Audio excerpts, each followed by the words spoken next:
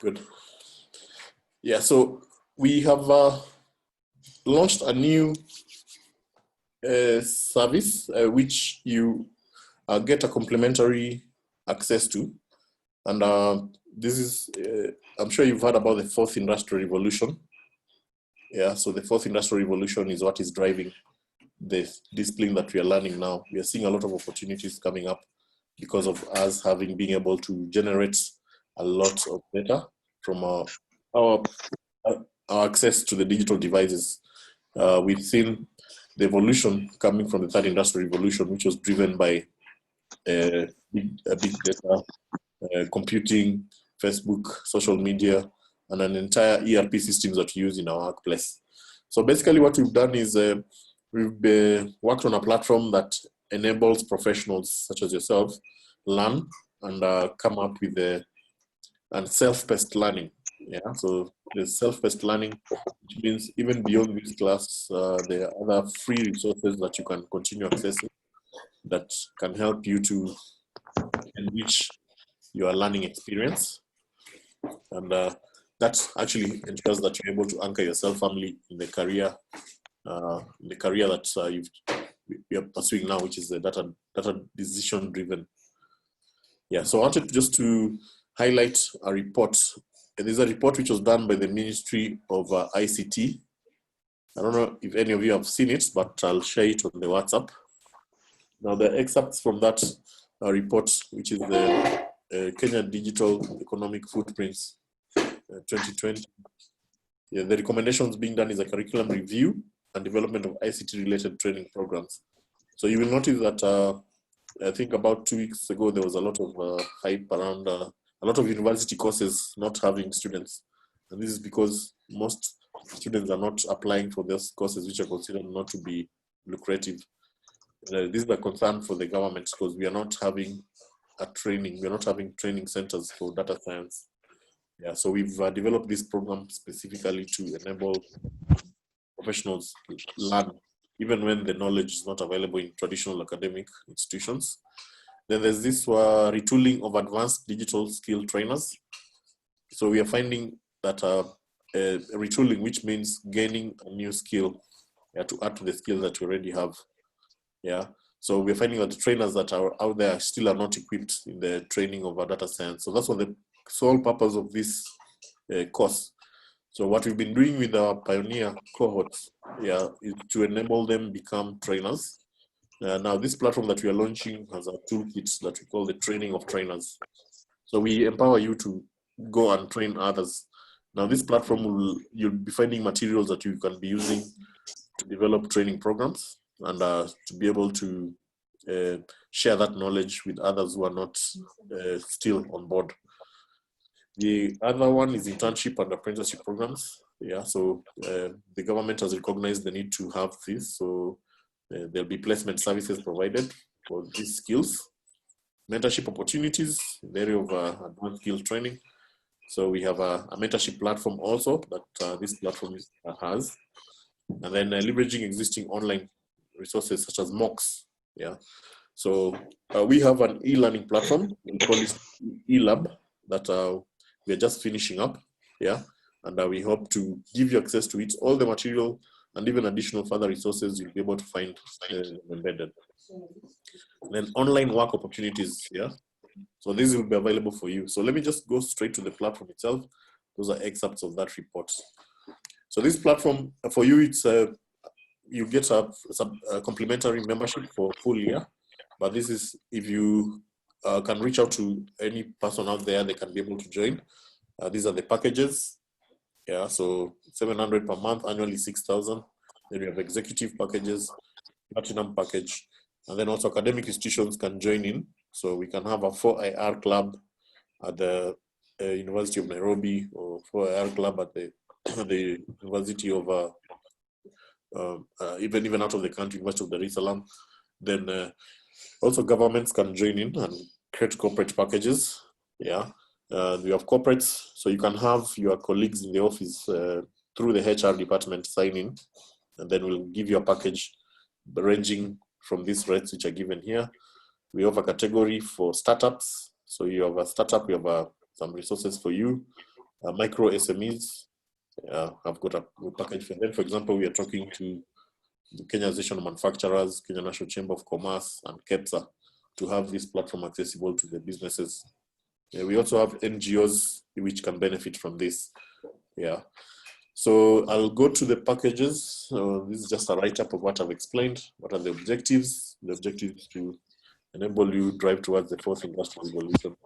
Yeah, through skills such as IoT, robotics, VR, and artificial intelligence. And that's a graph that shows how the evolution is happening.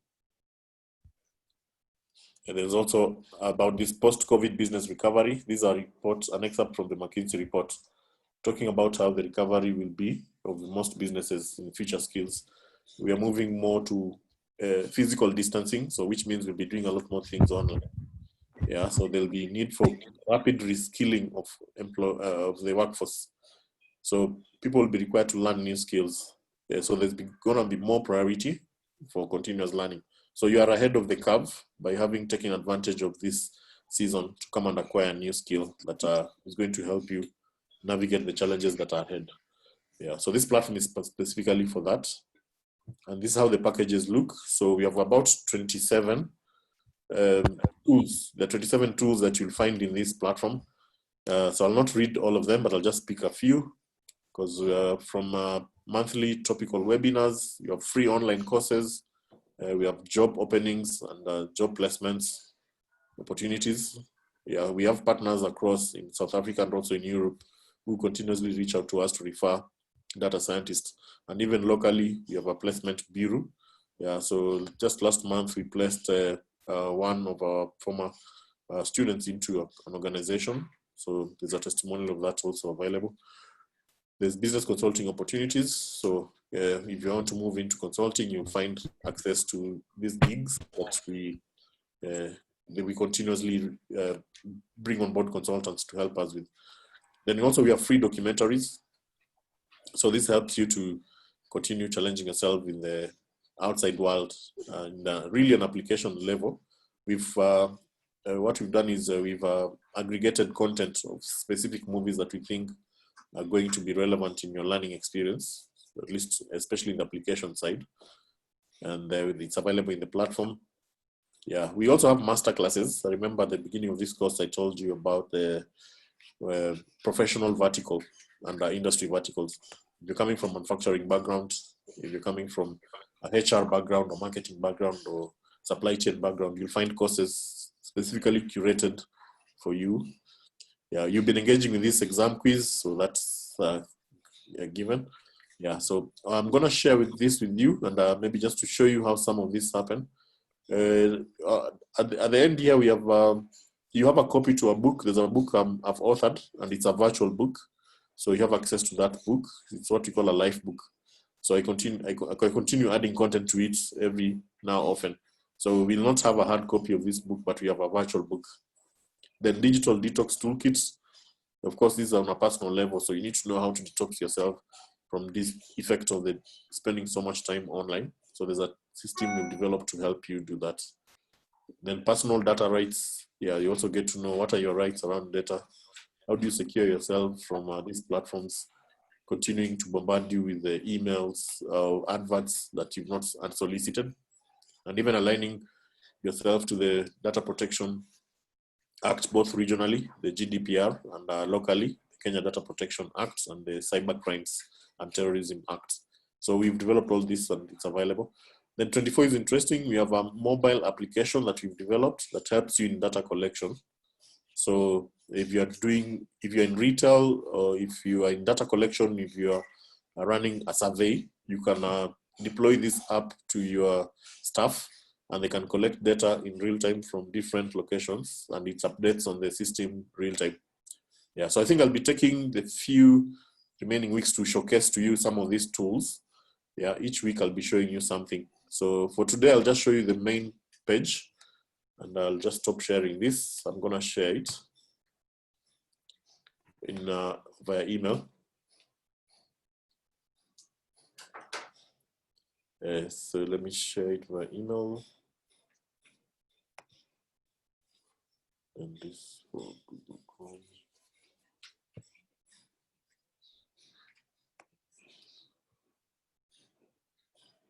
Okay.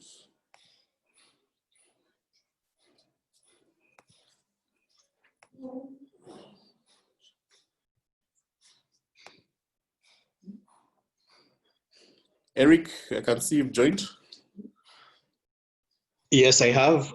Okay, good to you. So I'm just showing the platform, how they set up an account. Okay. Then we'll be good to go. This is share screen. Yeah, so if you are able to see, you're able to see, Eric, is it showing? Yes, it's showing. Yeah, so you'll see the 4irclub.predictivevolution.co.ke. So when you log in, so let me first log out because I've logged in.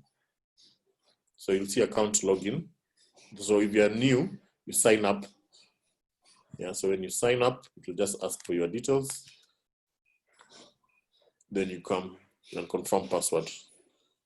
And then once you confirm password, you log in.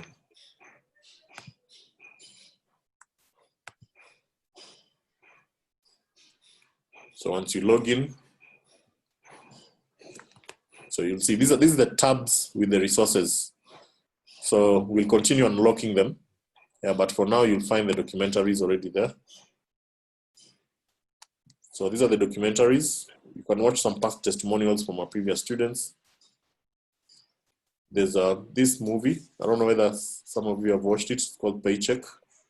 So we give a short description what it is about and how it can help you. What are the key things to look out for when you're watching it?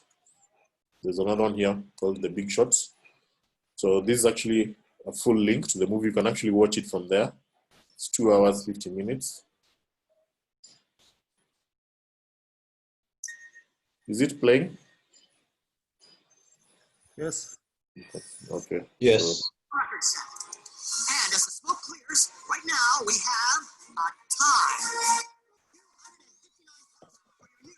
yeah, so this is something that we've worked on, and we continue adding documentaries. And actually, you can recommend, but this is a two-way platform. You can recommend a documentary that you've come across that helps you, that you think can be helpful.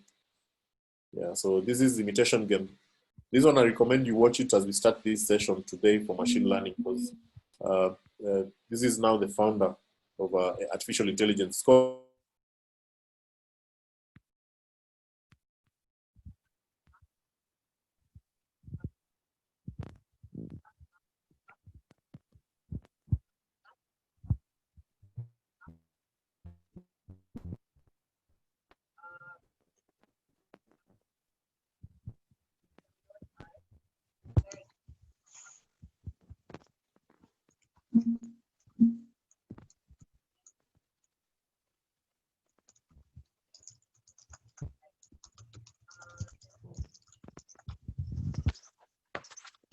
Tim, we lost you.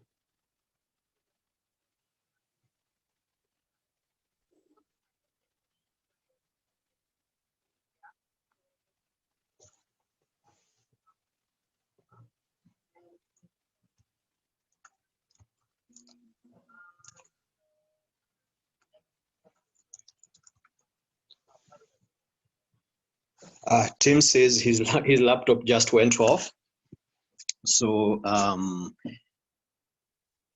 as we wait for it to come back, so today we were supposed to begin with presentations of the different projects.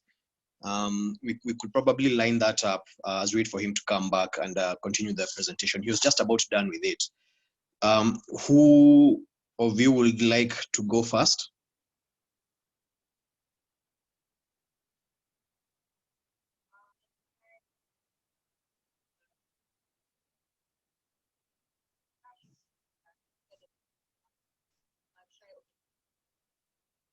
Or should I pick somebody at random? Hi, Eric. I think I'll go. I'll go first. Sir, go ahead. Go ahead. Okay. Let me share my screen. Okay.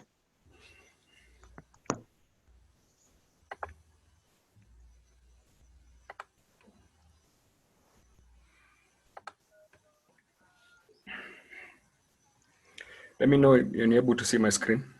Yeah, can see it. Okay. So my analysis was on targeted funding in Ghana, and the first step was basically to import the necessary libraries that I anticipate to use. That is NumPy, Pandas, Matplotlib, Seaborn, and Plotly if need be. Then the next step was calling the required data just to confirm that the file is readable. And, probably Eric, you can correct me if I go off track. I call in the necessary data, that is from the Kiva-Loons CSV file.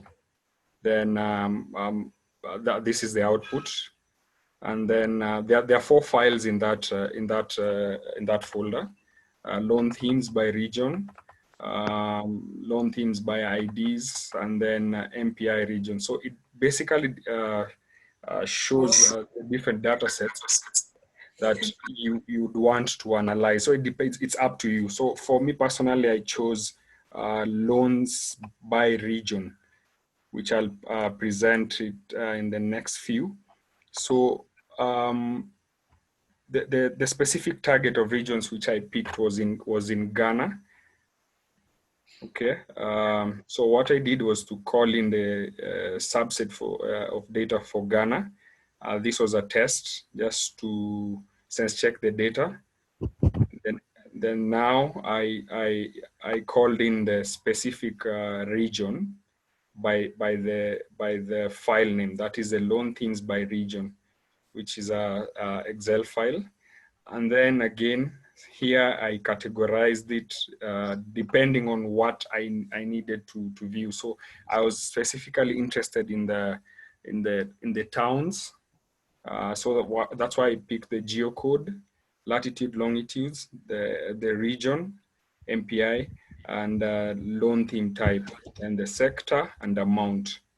So once you key in that code, this is the output. Just a general view of the code, the geolocation, the latitude itself and longitude, then the region, specific regions from Greater Accra, specific regions across Ghana, then the different loan theme type, then the sector, and then the amount. Okay, then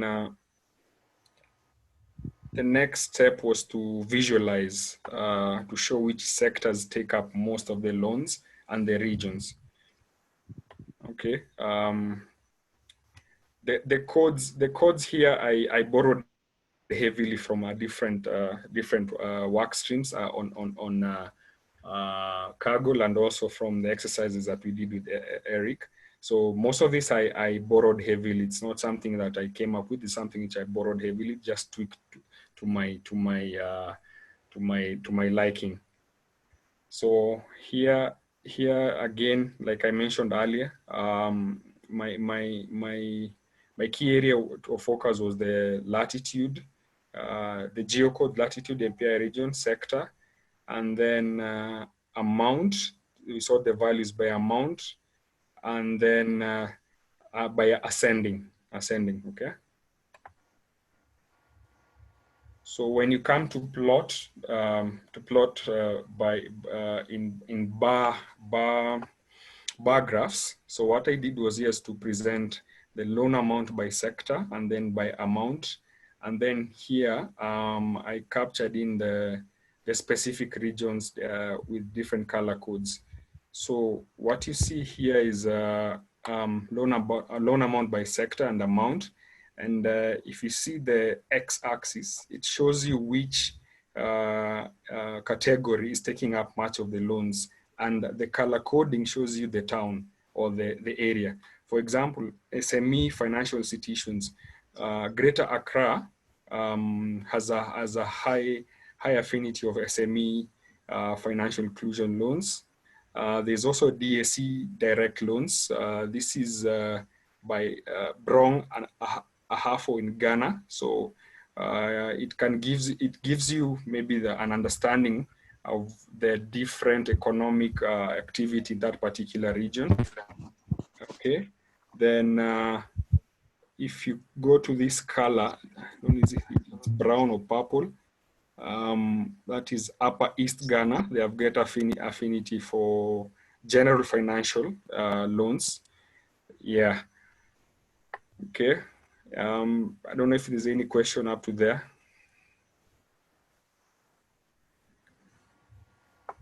All right. Then next step was to plot the regions in the country that take up much of the loans. So here, I try to map out in terms of the countrywide coverage. So again, then again, you call in the data, loan themes by region, and here it depends on what you're targeting as well. For me personally, I was targeting the region. So you read in the code, and you have to be specific on which file you're picking. Otherwise, you'll get some errors. Okay. Then again, if you remember from the last session we had with Eric on Mapbox token, access token. Before you actually run the code, you have to get this token from Mapbox for it to actually display the map. So let me just do a trial here. See if it will display the map. I need to run all the cells.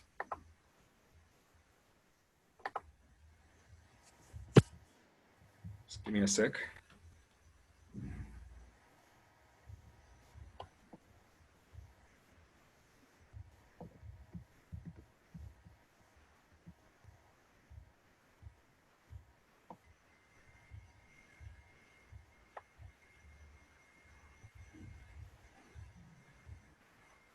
Okay, as you wait for it to run, maybe Eric, I don't know if you have any questions or reactions.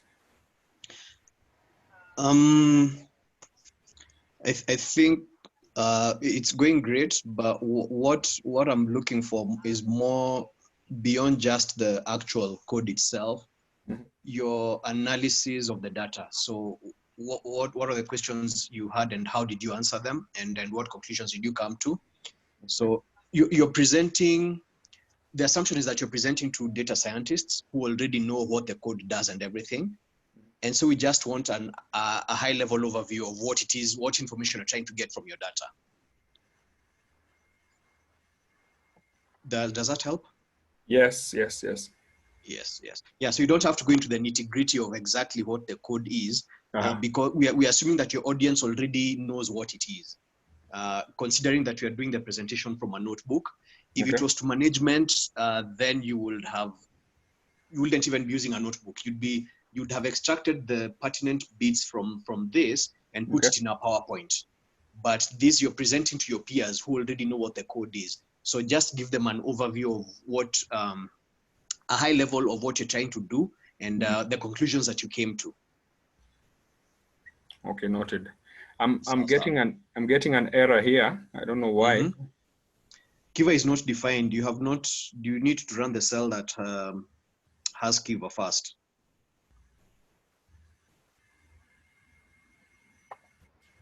Yeah, that.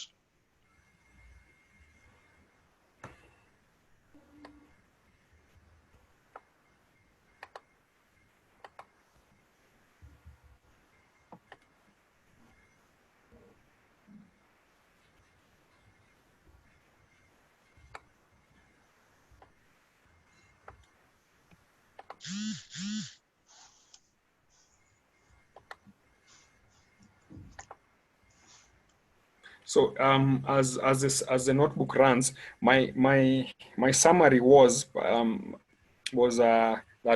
Kiva can target other regions to offer loans, since from the map, which I think I'll show it at some point in time, shows the main areas that people take up much of the loans is the coast of Ghana, And the general type of loan is the most common type of loan product that they take up. And Kiva probably can use this basic data analysis just to push other products instead of the general type of loans. And also it maybe gives them an understanding of the kind of population that they deal with. Because if from the map, once it comes up, it shows you that the southern part of Ghana mainly takes up general type of loans. The other type of loans are scattered all over the country, but the main uptake is on the general type of loans. And hence, in summary, Kiva can also sensitize and push other loan products. Yeah. Not sure why I'm getting an error, but I'll share at a different point in time. That's okay.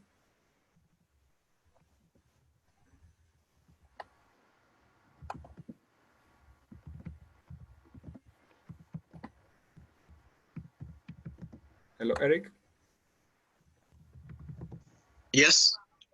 I'm still getting an error. Okay. Just scroll up. Kiva is not defined.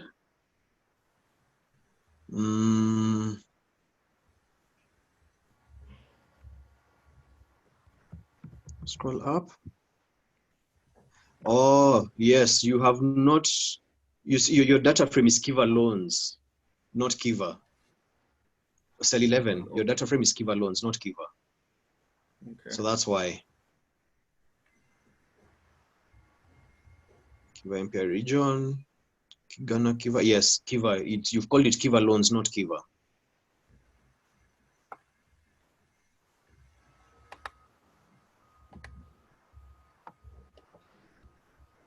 So actually, yeah, instead of changing all these ones, just change that one to Kiva, the one in cell 11.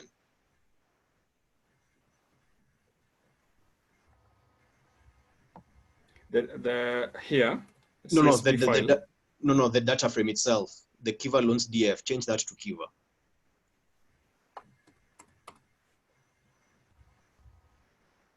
Also here. Yes.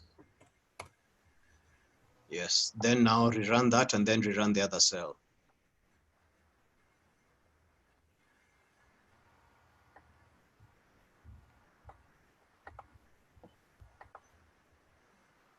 There you go.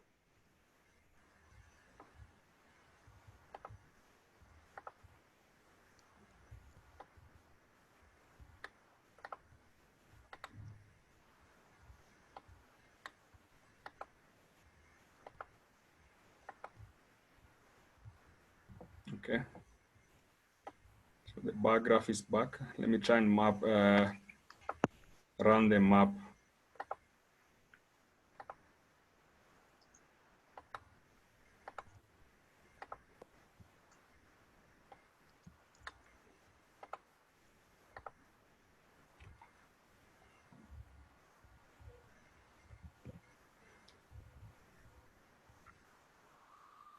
It's taking some time.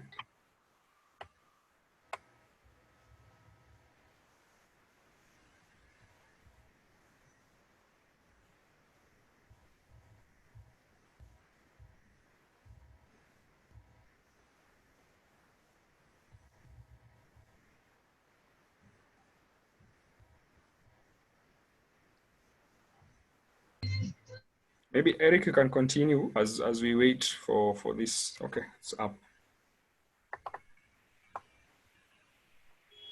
Mm-hmm. I'm not sure if you can see the map. Yeah, it's visible. Yeah, so I'll try zoom in.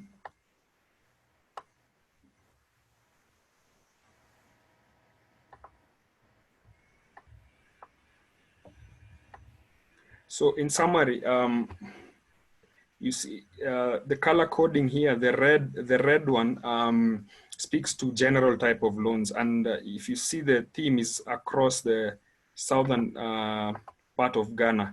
Let me just zoom out, at least you have a full view of the country. So That's how I was able to come up with this basic data set and analysis for Kiva loans and the focus areas, the main the sectors and the main regions which take up the loans.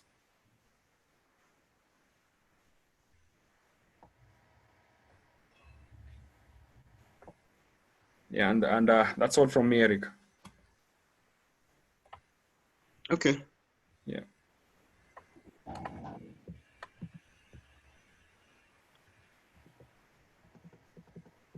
Okay, thank you. Any comments from the floor?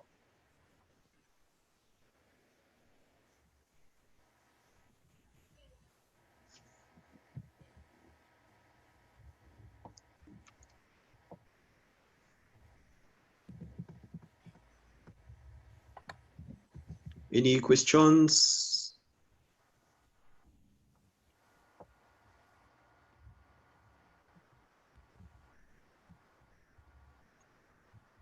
Yeah, so for me, Kevin, my feedback would be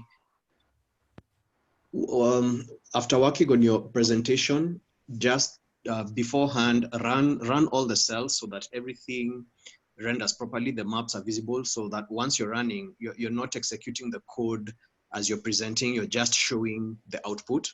Yeah. That way it makes it easier for you to explain what the bigger questions that you're trying to answer from that. So we are not lost in the minutiae of the actual code itself, but we are just looking at what the analysis is and what the output of the analysis is. So that's something that I'd ask you to work on. And even as you finalize on your notebook before uploading it to Kaggle, just have markdown cells that say this next cell is probably showing this, and this is a question that it's answering. And then at the end, have a conclusion based on the analysis that I've just done. This is what I recommend Kiva does, so and so and so. Yeah, thanks for that. Sawa. Okay, so who's next to give a presentation?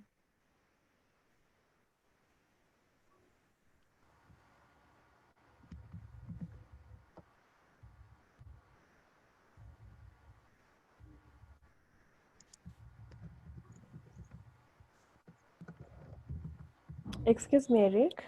Yes. This is Philida. You'll give me time. My notebook has crashed. Not a problem. Okay. Okay. So you want to do it now or to wait on until somebody else does it? No, after someone does, I'll wait until I'm actually trying to recover it. So I'll wait until at least some other people do it. Then I'll do mine. Okay. Victoria and Gordon, any of you ready to go?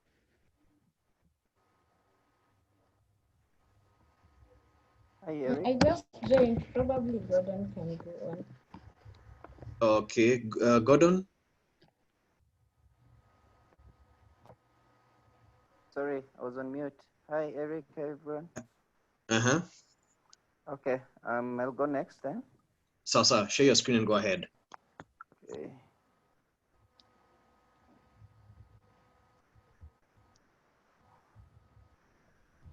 So I was analyzing Liberia as a country, and my main focus of the analysis was based on gender. So I just wanted to analyze how loan is performing based on gender. So I, first of all, of course, I imported, can you see my screen? Let me just confirm. Hello?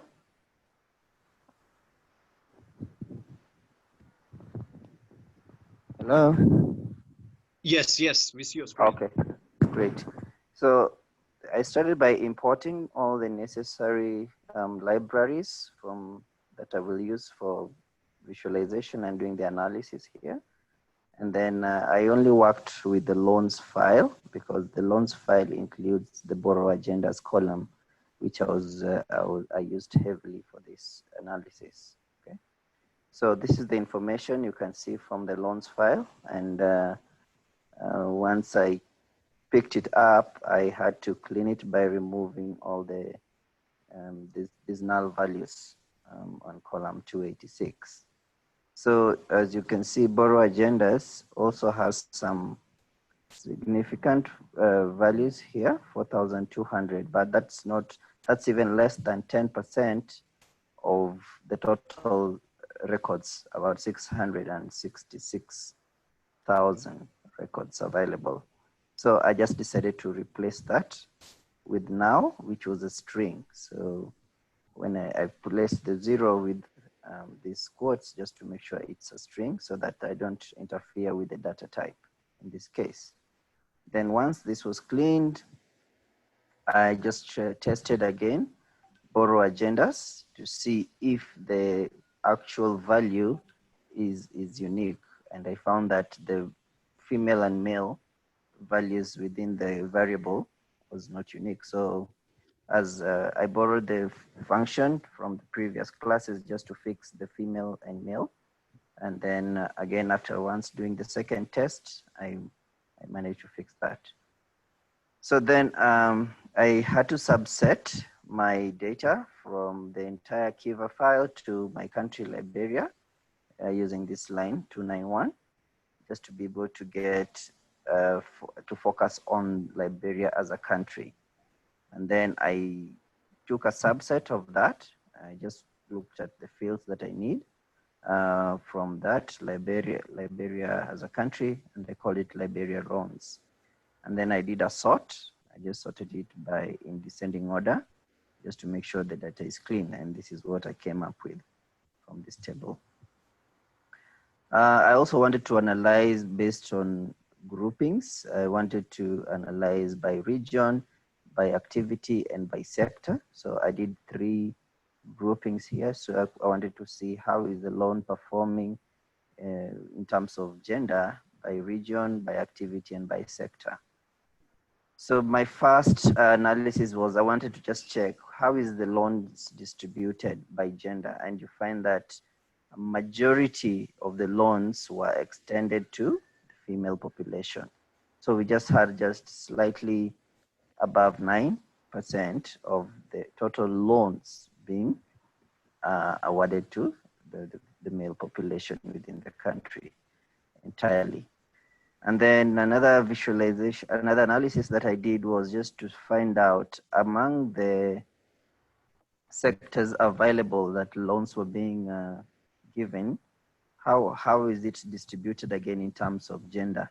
And one interesting observation was that across most of the sectors, male population were awarded more loans. So they dominated in most of these sectors, except personal use and agriculture. So it's interesting to maybe investigate further and understand why the male population were not given any loans in agriculture within the country and across all the regions here. And then also for personal use. So most of the female population the female population took more loans for personal use than the male population. So that also tells us maybe some characteristic of the reason why maybe men take more loans. And as you can see, it's mostly related to maybe other entrepreneurial business activities like maybe construction and food. So most men take loans to buy food, but they don't take loans to grow or make food. That is based on the data. Maybe it could be skewed or in some way. And yeah, that's where I ended up. I just also checked loans and loan amount based on the gender and how they are being awarded. So I think that marks the end of my presentation. Okay, thank you. Any comments? Yeah, I'd say the same thing I mentioned to Kevin, that have more markdown cells that give a description of what it is you're doing, of what the graph is showing, and like have a concluding markdown cell that shows what your final recommendations to Kiva are for its programs, and how and based on the analysis you've done, how they can better serve their constituents. Yeah. Okay, thank you. Okay. Thank you. Philida, ready to go? Or Victoria? Yeah, I can go. Okay, go ahead.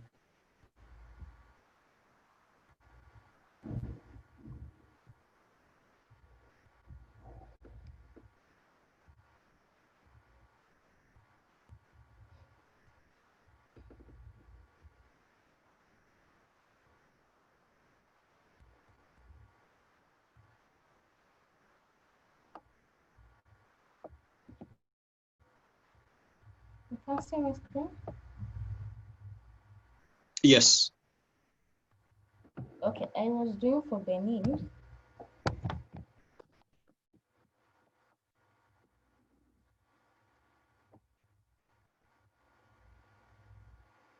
So that's extracting the Kiva data. Then I came down to Benin. This is my data from Benin.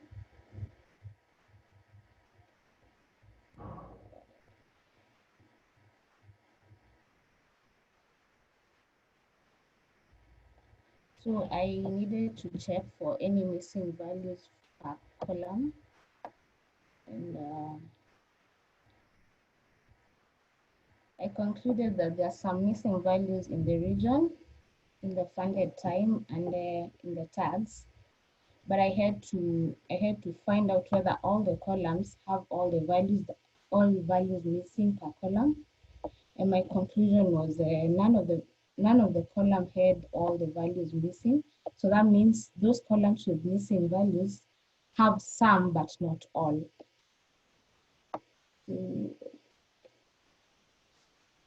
I had to calculate the number of missing values in the different columns. The region had around 495 missing in the tags as well.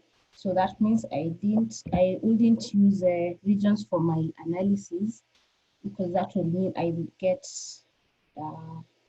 less values, or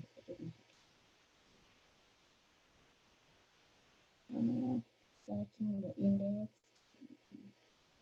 So now I needed to determine the amount of loan allocated per sector per regions, but apparently I had only 2 regions in my data. So that's it, Paraquat and Port Novo. But in those 2 regions, Paraquat had the highest amount of loan allocated for the agricultural sector.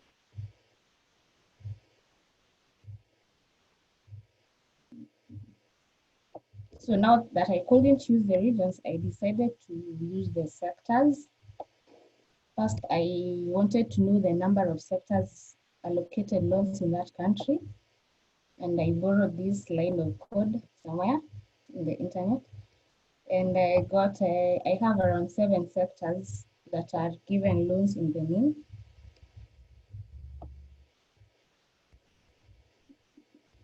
So using get group, we are able to get probably the information in a certain sector.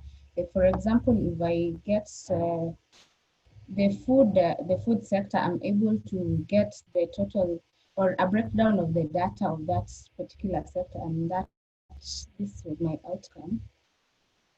Yeah, another example, art, or we can replace with agriculture and get the mean.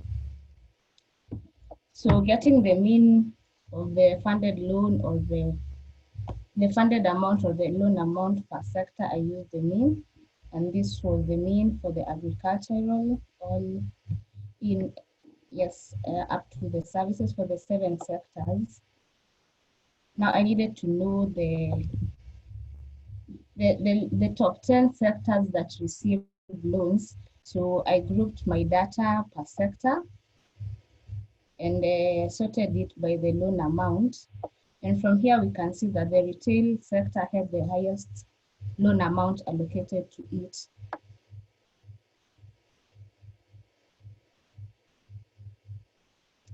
So here I wanted to know the sector and the activity that had the highest amount of loan allocated to it. And from here, we have the food sector and the liquor store activity that had a very high loan allocated to it. And I came down to analyze the amount of loans received per gender. So I had to group it by the sector, the activity, and the borrower gender. And from this data, it's really not easy to know whether it's female or male. So I went down and fixed fixed the gender to at least get the two genders, either female or male, not female, female, and male, male, all that. So after fixing, I have my two genders, which is female and male. And now I come down and sort it again. But now in this case, I sorted it by the gender, the borrower gender. And I got agriculture as the highest loan, agriculture sector with the highest loan amount, with the male as the highest borrower. Yeah. And that's my conclusion. Then I wanted to know the repayment intervals per sector. And that was my outcome. Then now I needed to visualize it to bring it out in a visual manner. So I imported the necessary tools. And since I only have two regions in my data, I decided to just use the sector allocation and the gender. So from here, we can see that the agricultural sector has the highest loan amount allocated to it. Yeah, so that's my conclusion, that agricultural sector has the highest loan amount allocated to it. Here I was trying to get the activity that has a high loan allocation, but I don't know what happened to my graph. I cannot even see. I tried to even rotate it to the maxima, to a very high number, but I still cannot see. Yeah, so using the same, agricultural sector has the highest loan allocated to it. So now I wanted to know between the two genders, which gender has a high loan allocation. And my conclusion was that the male gender has the highest loan allocation in the agricultural sector. So that was what I got. And yeah, I needed to know even the repayment interval per sector. And I had 3 repayment intervals. We had the monthly, irregular, and the bullet.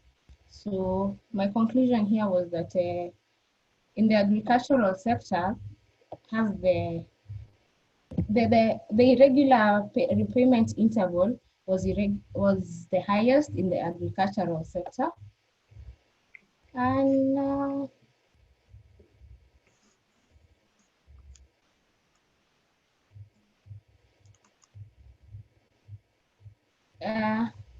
here I was trying to extrapolate the monthly repayments, the repayment interval, the sector, and the lender account, but I don't know why these two did not appear. Yes. So in conclusion, I recommend that Kiva to venture in other regions and also in other sectors apart from agriculture. So that was it for me. Okay, thank you, thank you. Any questions, comments from the rest?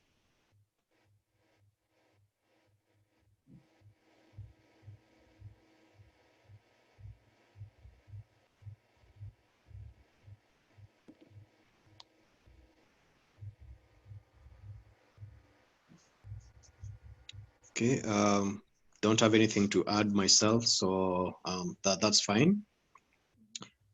Finally, Philida, ready to go? But I have a question, Eric. I don't know why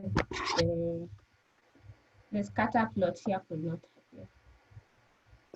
Just scroll up. Let me see.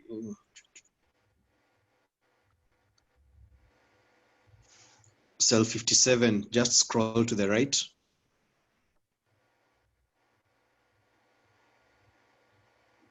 Faucet row, faucet column.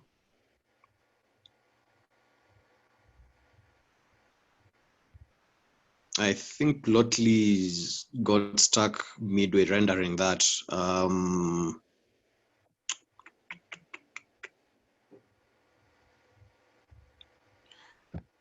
Not sure, but we can follow up that later and figure out why. So let's talk after this and we'll see why it didn't render that completely.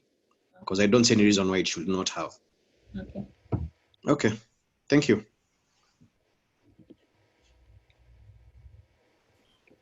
Okay, so I'll go next. Okay.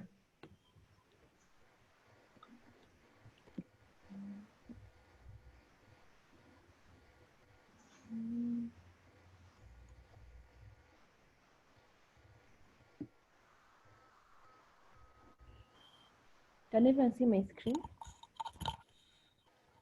Yes.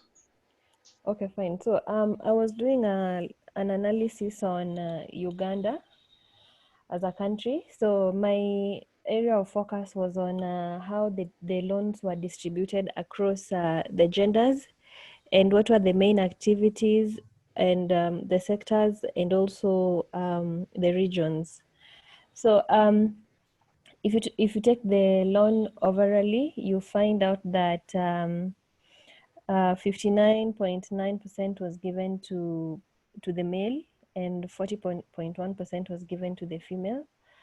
And I ran all the sectors. I just wanted to know like overview of the sectors that were funded. And as you can see, you will find that arts had the highest amount of loans that were given out. And then I decided to break it down on to see like across the sectors how it was distributed in terms of the genders.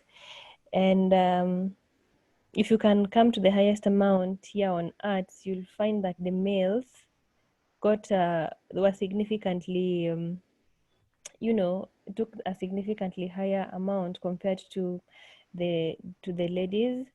And then so I decided to do it, but I wanted to look at the top 10 sectors that were given the loans. So Eric, I don't know what has happened to my Jupyter notebook. It's not displaying things the way I wanted it to, because as you can see, if you go up here, it shows that arts received, no, sector arts received the highest amount. But when I decided to select the top 10,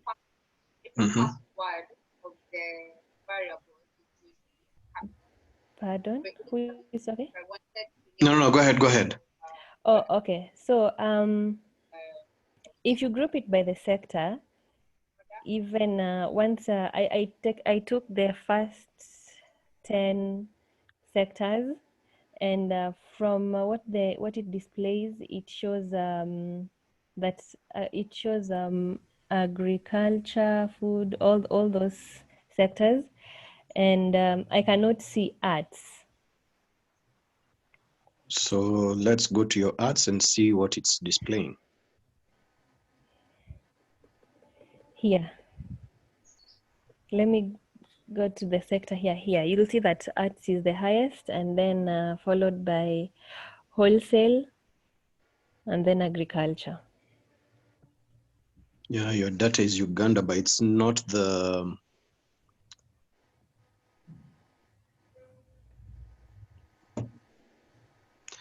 Scroll down, I see where you did the grouping.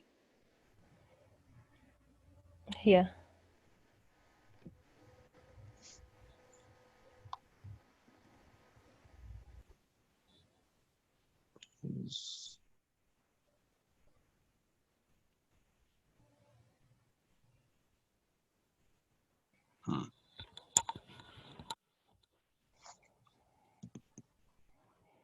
I'd have to look at that further to understand what's going on. But you can keep proceeding. We'll revisit that. All right. So from the graph, you can see the top 10 activities, the top 10 amounts given out by sectors. And the first three are food, agriculture, food, and retail. And then the next issue I had to look at was farming, the activity that was used, that the loan was used in. And you can see that farming is at the top, and then education provider, then general store, and then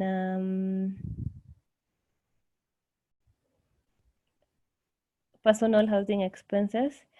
So and then when you look at the loan distribution by region, you will see that Kasese is the highest, followed by Fort Patal, and that whole list as it shows there. So I had Eric, I had splitted it by the genders again across, but today as I'm running my notebook, it has crashed. So I deleted all that data that was giving out errors.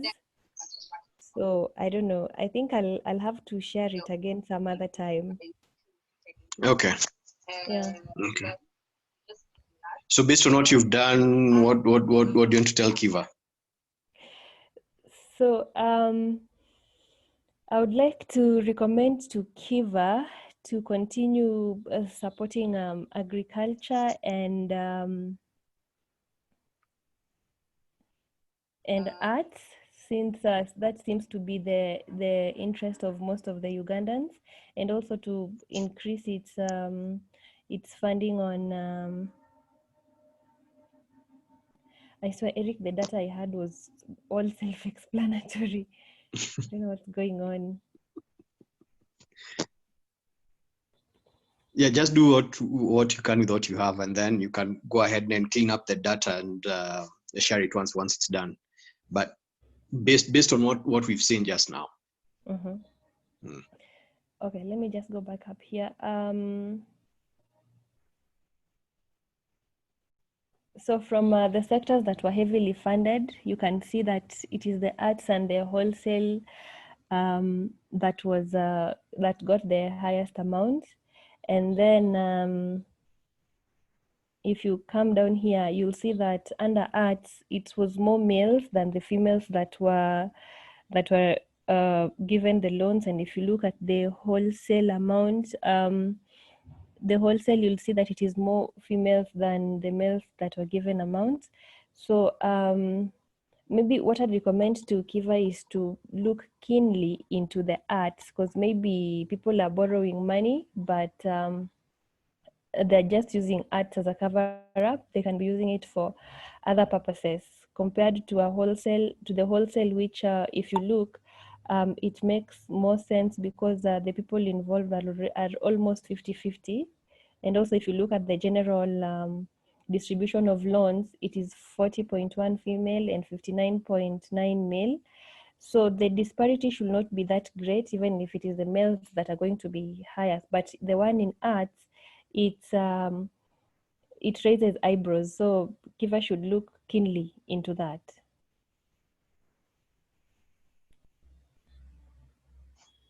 Okay, thank you.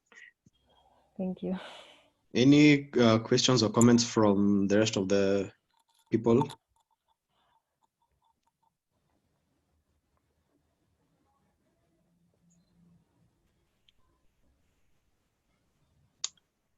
Okay, if none, that's it for now.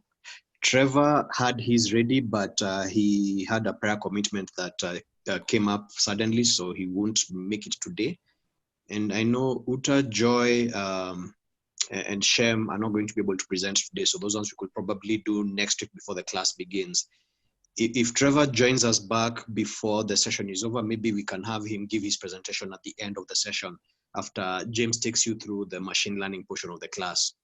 So on that front, I think I can hand over to Tim to introduce James and then have the class continue.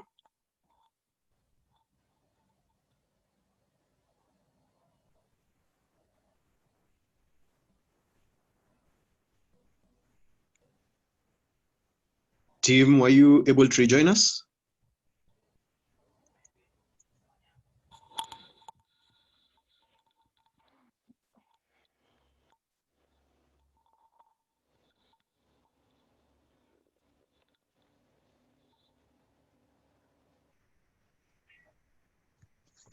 Let me just see if I can get him.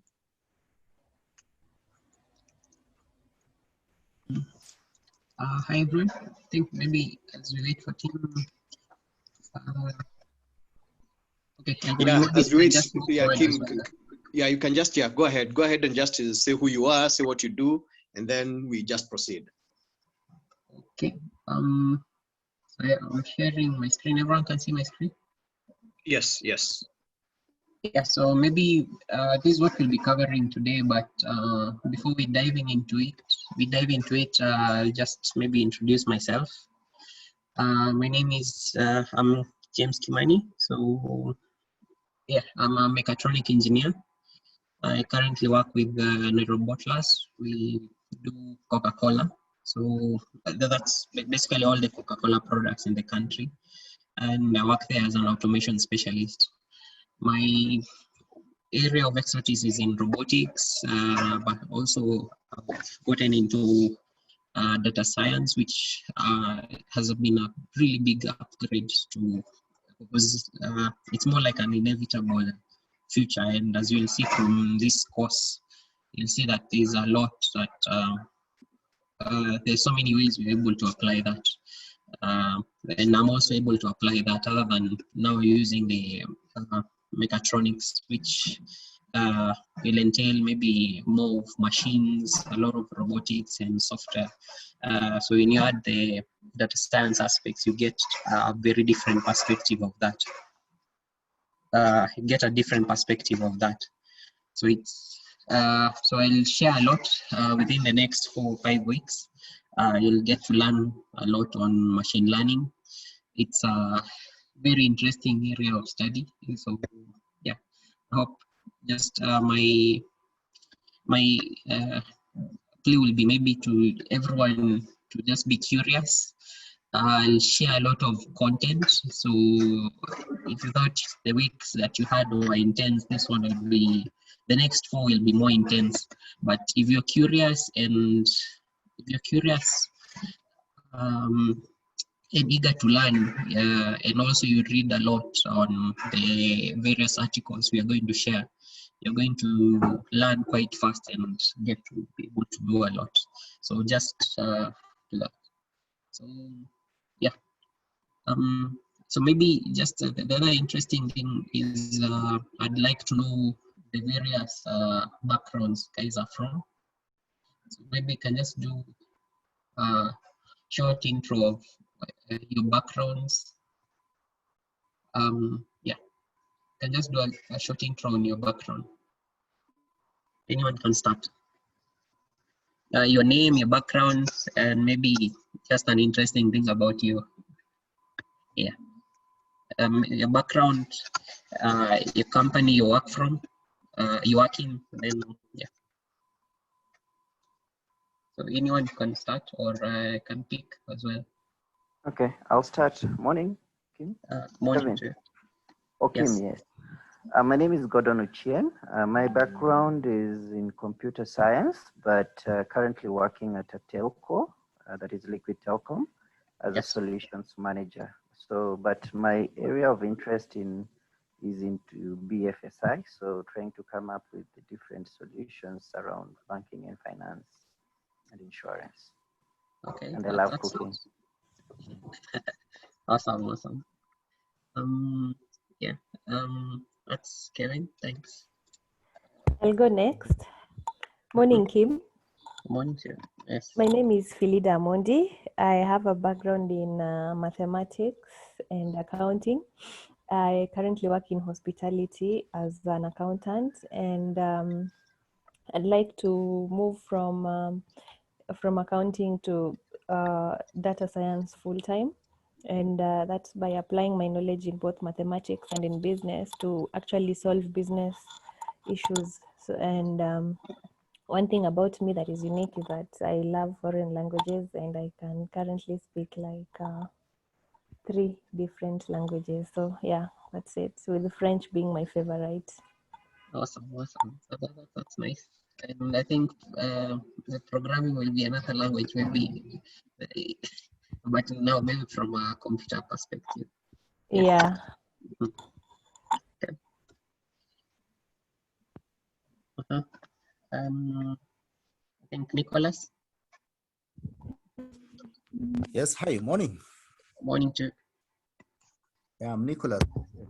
I'm an HR professional and working with Kenya Wine Agency as the HR business partner. Okay, that's nice.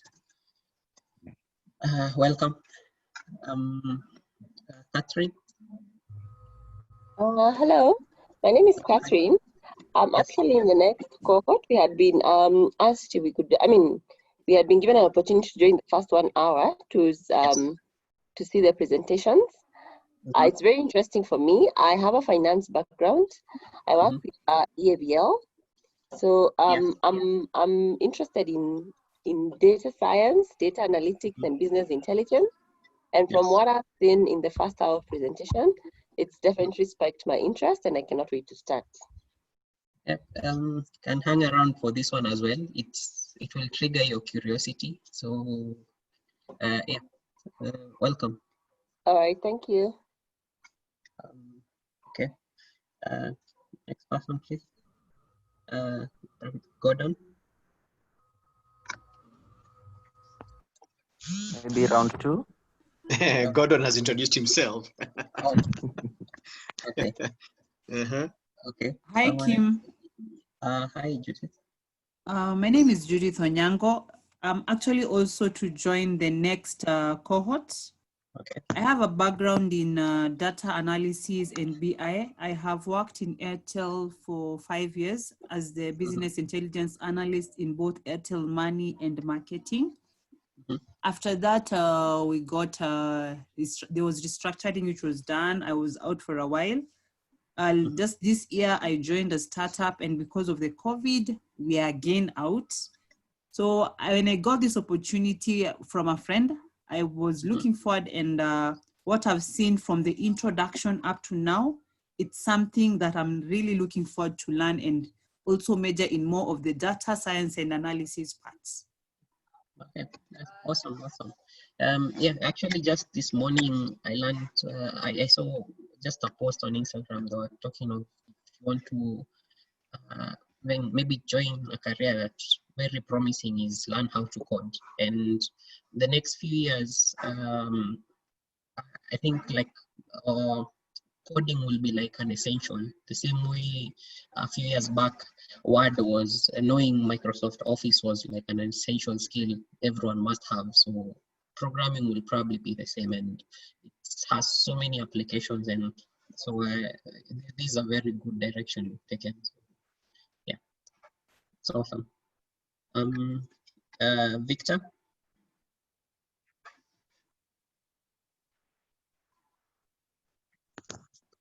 Victoria, sorry. Oh, hi everyone. So my name is Victoria Nganda.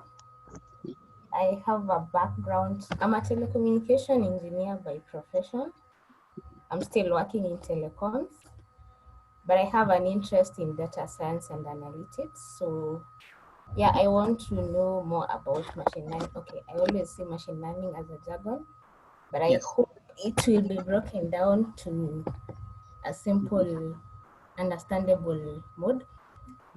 About me, I love nature. I love traveling. I love experiencing different cultures and all that. And I love dogs. Yes. Yeah. Yeah, so somewhere within machine learning, we are going to look for dogs in the internet, and we'll see how a software is or maybe a program is able to actually look for dogs and not show you cats instead, and to even maybe be able to define, see just from pictures alone, and it's even when it's seeing a new picture, it's able to tell that is a dog and not a cat. So yeah, so that's still in machine learning, and you'll learn a lot of that. I think we have one more person. I think Yuta. Hi. Hi. Yes. I am Uta. I am the resident representative of the Hans Seidel Foundation. So I'm part of the German Development Corporation. I'm actually a lawyer, so I'm feeling quite intimidated being among all these engineers here. Why am I taking this course is actually because I'm specifically interested in the politics of data. I've actually read Chris Wiley's book, Mindfuck over Christmas, and I'm fascinated about what Cambridge Analytica, well, in a negative way, obviously, has done. And I'm concerned about how data science affects politics and democracies worldwide. And that's for me going into the field now and getting, you know, getting to know how all this works. I think I'm the, awesome. I'm the foreigner here. So, and I'm curious thing about me, I teach yoga, so. Oh, awesome. And I'm German. Okay. Welcome.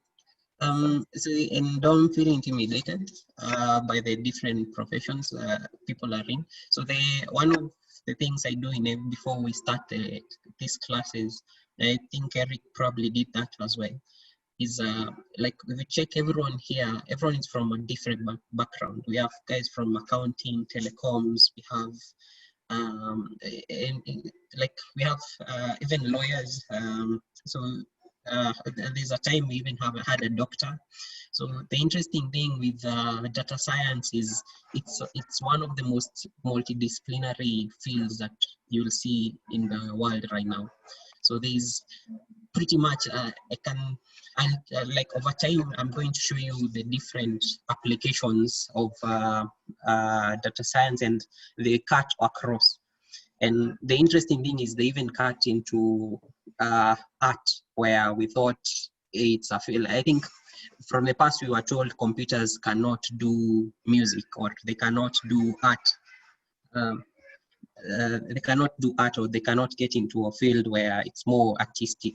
It's more maybe mostly on the logics, but you'll see that we cut across pretty much everywhere. Yeah. So it's so everyone, no matter what background you're from, trust me, you're going to learn and you will be able to use this. From this presentation, you'll see we have very many companies, and they all those that are growing and getting very big, more exponentially, are all from or have a data science aspects that they are using. So yeah, so I think we'll just get into machine learning. We have 2 more people. We have Joy and Kevin, who still need to tell us who they are. Oh yes. Joy, please.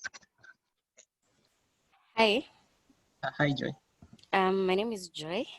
I have a background in actuarial, but currently in the customer service industry. I work as a second level support for MultiChoice. Yeah. Okay. Yeah. So I think like for your field, this is exactly what you are learning in school. Only maybe that now it has a programming aspect of added into it. But yeah, welcome. So there's one more person. Hi, Kevin here. Yeah, I have different backgrounds. I started off in finance, then moved to supply chain, and that's where I've been for the last almost 8 years. And I'm interested in data science and supply chain, mainly to drive optimization and simplify the processes, because supply chain is a bit complex. And yeah, if you find an opportunity to optimize, to work good for your organization. Okay, awesome. Yeah. Yeah. So, Thank you. So is there someone else? And I think that's it for now. Okay. So yeah. So just take from like I mentioned, we'll basically see very many applications and then cut across very many fields, and maybe like for Kevin in supply chains, we'll also see how best to optimize that, maybe how to optimize in supply chain as well, using machine learning to optimize your job as well. So I think from that, I'll just dive straight into, can just start maybe with just the definition of machine learning. So what are your thoughts, and what are your thoughts on what machine learning is? And probably even from a broader perspective, what is AI? Anyone can go. Can I go? Yes, please. Okay, I don't have a background in engineering, but let me just try from what I understand about machine learning. It's basically feeding your computer with data, like and then performing very many simulations on it, to the point that the machine picks the way in which the simulations will be done, and at some point it can be able to now give you figures or maybe predict for you what will happen in the future without you doing much. You just need to condition it to give you those figures. I don't know whether that is correct. Yes. That's one of the definitions, or one way to look at it. Okay. Someone else. I'm also expecting a Hollywood definition of machine learning.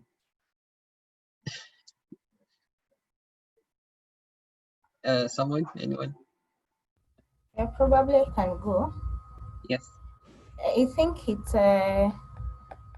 having machines acting like human brain in such a way that they can simulate and do much and bigger calculations in a span of time.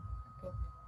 Yeah, very true. So it's, I think maybe explaining also from a Hollywood perspective, you've seen this, especially when it's a tech movie and there's AI involved, it's very, you don't even see the line between the human beings and the machines. It's always like the machines can basically do everything that a human being can do. And that's basically what artificial intelligence is trying to do. And you'll see the various aspects as we delve deeper. So with artificial intelligence, we're trying to mimic the way human beings work. I think in nature, we are more like the masterpieces. Human beings are masterpieces in nature, and the way, if you replicate the way human beings do things intelligently, you probably get best results, and now with computers you can even surpass that with specialization. So we'll maybe get a more specific for maybe a more specific definition. Machine learning is it's basically I think you've seen the way in the past we've done programming. Programming in the past was defined, like you'd have to define various aspects, and for instance, for a calculator, you will define the numbers and how they relate to each other, so you will get a very specific output. And a calculator will outperform the smartest human being in the world, but the moment you give it a wrong thing or a new thing, then it doesn't know what to do. It becomes the dumbest thing that there is. So with machine learning, what we try to do is make a program that is adaptive. So instead of having a calculator that can only do one thing, you'll actually train it, or like for instance, you could train a formula in the, maybe if it's in finance, you could train a formula or maybe a model. You could end up in a formula that works. And if Corona comes up, now that, like for instance, this year, those guys who are using maybe the older way of programming or models that are very old, all of them have broken down because they were not accounting for an event like this. So with machine learning, you create a program that is actually adaptive, it's able to learn from history, and it's able to even make predictions. So it will give you next steps, what you actually need to do. What the presentations you are doing were very interesting. But now what you'll see is what you are doing was looking into the past, and I think like that data set is from sometime in the past.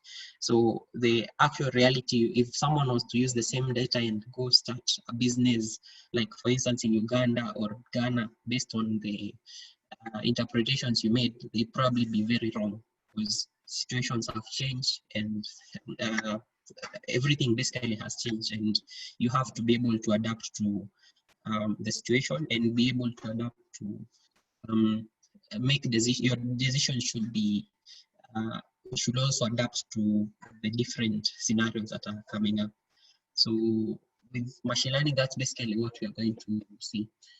Next thing you'll see, like just I'll share this presentation. Under this presentation, there's a link to one of a documentary that was aired just a few weeks ago, and this very interesting thing they showed here. So they were showing the different companies, the top companies, or the most valuable companies in the world. And a few years back, we had a lot of, if you check here, you're going to see it's a lot of banking, there's a lot of petroleum industries, and then all of a sudden it's been changing.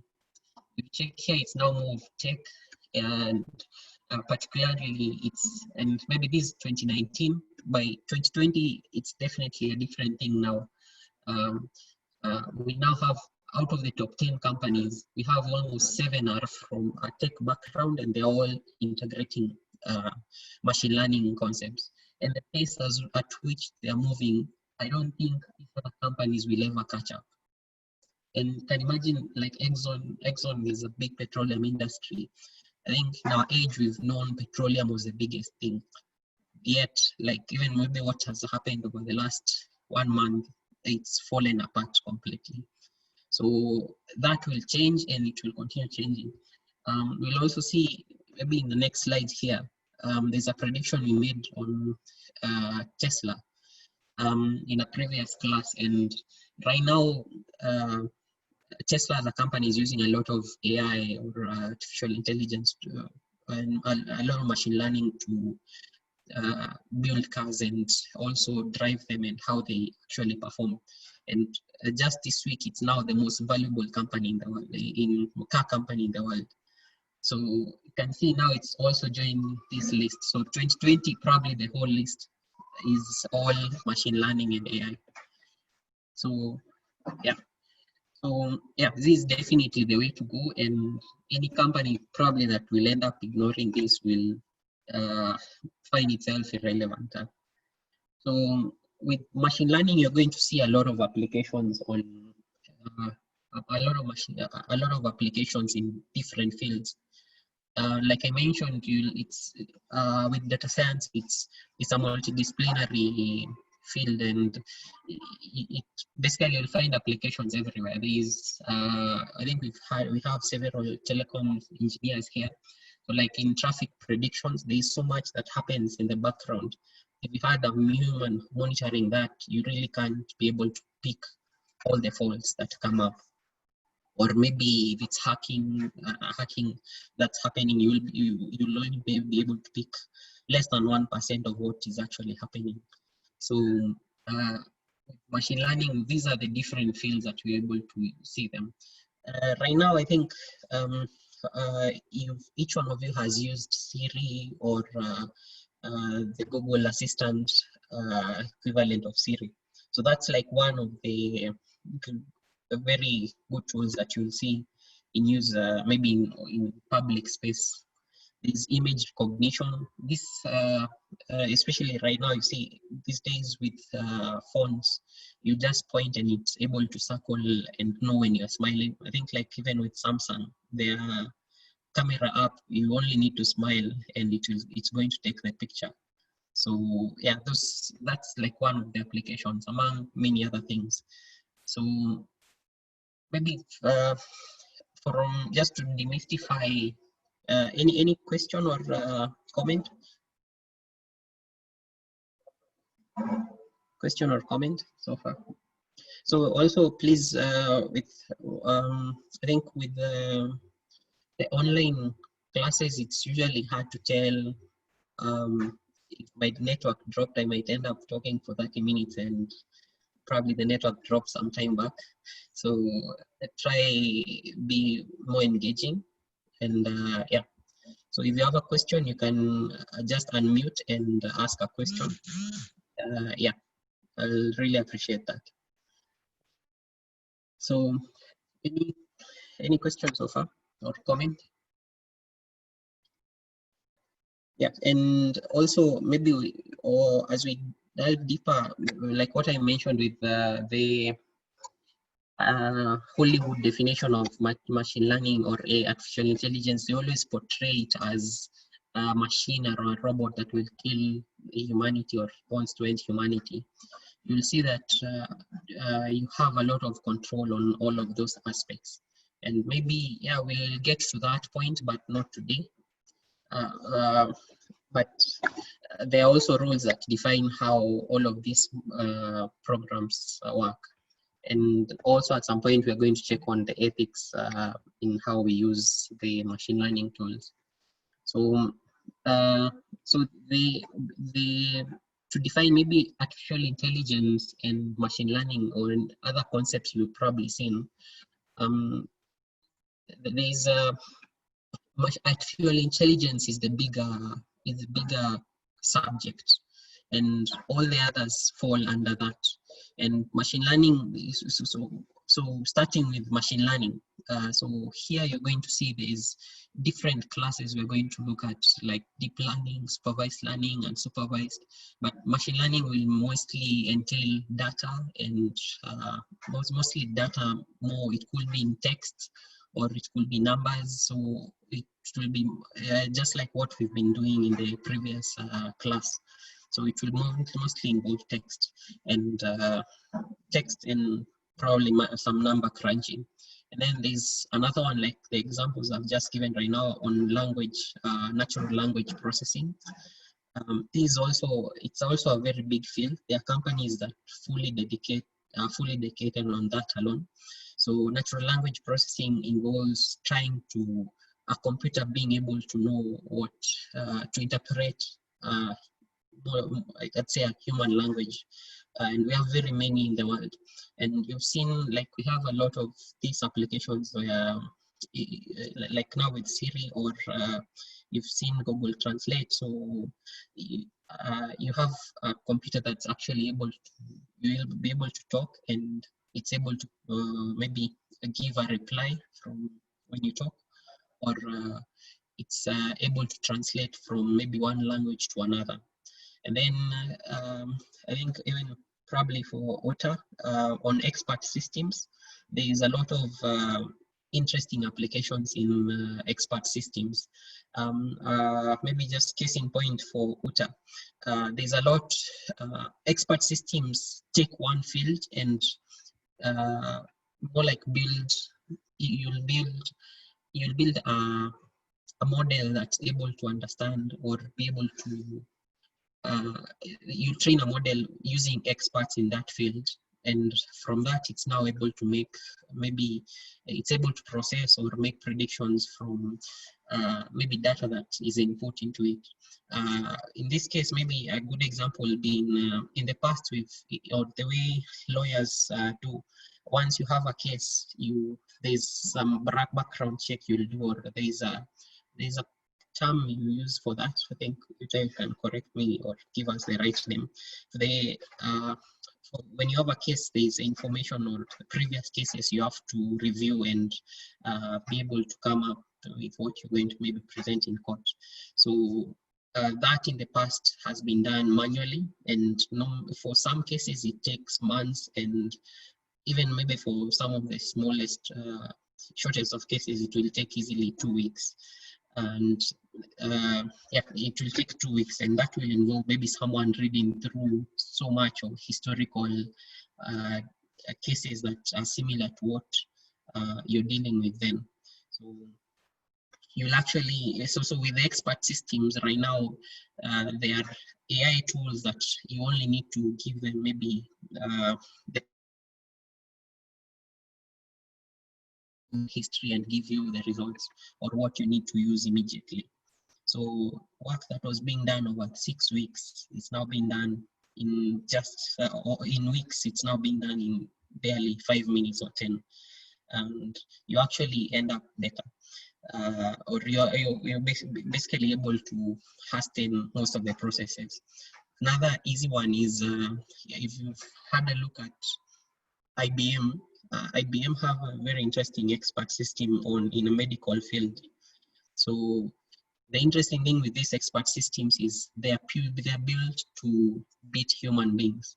So if it's better than the best human being, then nothing is better than it. So so for like the ones in medical field, there are those that are trained. You just give it your maybe there's one like in radiography that will do image processing. So you'll just give it maybe an X-ray on a specific a certain scan that's been done, and once you give it that, it's able to interpret and give the maybe diagnosis on that. The interesting thing with this is the probability of misdiagnosis or misdiagnosis among humans is usually around 60%. And there is a report, I'll share it, which was from New York, I think, and the probability of misdiagnosis there was around 60%. And when you use the expert system that was built by IBM, you get around 98%. So you can imagine if you know those figures or you know that information, which one would you choose between a machine and a human being that has a 60%, 40% chance of misdiagnosing you? Yeah, so do we have anyone with spectacles in the team? But yeah, most likely I'm sure you know someone who does. So the case is still the same with that. I think for that, even the figures are worse. So if you go to 4, like in 10 out of 10 opticians, you go to 4 will give you the wrong diagnosis. So each one of them might give you a different diagnosis on what is actually maybe wrong with their eyes. So, and yet right now we actually have an app where you can just scan your eye and it has a 98% accuracy of making the right diagnosis. So you can imagine now, like, there's a lot of game changing that's going to happen, and it's the same case that's happening even with cars. So vision systems, it's the same thing that is happening with cars. So you have like with Tesla, they're now integrating self-driving in their cars, and out of their cars, I think in more than 1 million kilometers, they've had, out of all the cars they've sold right now, they've had 3 fatal crashes that were under machine learning and AI control. So, and compared to the human equivalents, like in the US, we have almost 40,000 deaths every year from car accidents. And in Kenya as well is a similar number, almost I think 10,000. It's a number that's always there every year. So when you integrate machine learning into driving, I actually joke a lot in some of the classes and say that a few years from now, driving will be illegal. Because if you check the probability of you crashing versus a machine crashing, we are better off having machines driving our cars. As much as we love driving, that is a reality that's going to come soon. Driving will be the same way you see someone on a picture, seeing someone on a donkey riding to work. So that will be the equivalent in a few years to come. So the other aspects is like on speech, there is planning. I think we have someone in supply chain field here. So we'll also see how that is used in planning. and also this in my field, robotics a lot. So the way we used to program, like I mentioned when we started, there's programming pretty much on trying to account for every possible scenario. And that is what actually made robots so expensive and take very long to develop. But right now, when you can actually make a robot to be adaptive. You don't have to think of every scenario that is going to occur. So you actually just build, it's based on an AI model and it's able to adapt to different scenarios. So that's basically the whole concept around artificial intelligence. And all of these systems, they are adaptive. So they change the way it performs, maybe 1 year, a different year, depending on the data that comes in, it's actually going to perform differently. So that's the whole concept. Any question or comment, please, on any of this? Anyone? Or maybe you can give examples of, yes, Victoria. Oh, my question is, with the integration of machine learning and AI, yes, do we have in place the place for how do we counter bugs, or how is the security of it? Yeah, yes. So maybe best practice is for bugs. There's the way you train your data. You're going to see, actually, it's within the slides that we have here. We actually do tests on the models that we train. Before you deploy it, you're going to test it still within, maybe you're going to evaluate its performance before you actually deploy it. You can imagine deploying an expert system or a model you come up with that has a 80% probability of getting the right answer. So an 80% maybe for human beings is good, but there is a 20% probability that it will make the wrong choice. And that maybe from a data science point of view, it's a bit of a very big margin to work with or be confident in releasing to the world or deploying that. So we try and make sure that whatever model you've trained has a very high accuracy. Has a very high accuracy. So that's how we try to counter that. And though sometimes it happens, so one of maybe the weaknesses you're even going to see as we get into machine learning, if you train a model on history, depending on the algorithm you're using, like a very funny example, in US, even maybe considering what's happening right now with the protest in US, there is one model that was built to be able to make judgment predictions. So based on that, it was trained on previous cases and what the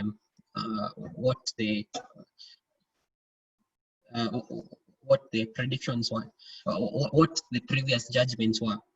Unfortunately, maybe in the US, most of the cases, there was a higher number of convictions of Black people versus white people. So what happened is the model, most of the cases it was given, it always convicted the Black people. So that's like one of the bugs that I'd say, like what Victoria is asking about. And that bug was actually, maybe, okay, the algorithm that was working wasn't maybe the best, so because whenever maybe given all those characteristics, it will always convict a Black person. So yeah, so those can happen, and there's also a lot of ethics that you have to look at when you're building the models as well. Anyone else? And also, maybe just a question to everyone, have you seen maybe a phone or an application of machine learning in various aspects of life or in your everyday life? You have an example of one? Just give me an example of a situation where you've seen a phone or a computer act very human, like you didn't expect it to work like that. Is a Google Map one of them? Yes, yes. And there's even something very interesting that happened this year. Google Maps is one. And so where machine learning comes in Google Maps, everyone who has a Google phone, they when you say you accept the terms and conditions, the terms and conditions, there's somewhere where you actually opted to share your location to Google. So when you share your information on maybe where your location is, they're actually able to tell, to maybe show the traffic, actual traffic. And if you have high enough number of people in maybe a country, or maybe in Nairobi, for instance, you can actually be able to show a very good picture of how traffic looks like in Nairobi. Something interesting happened this year. I think there was I think he was an artist.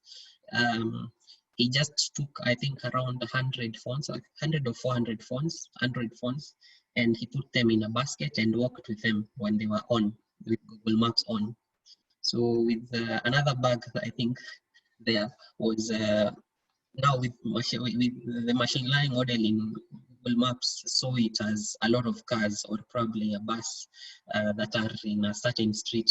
So everywhere he walked, when you look on Google Maps, there was traffic, but the actual the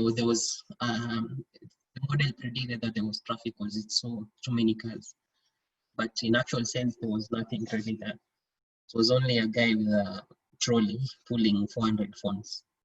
Yeah.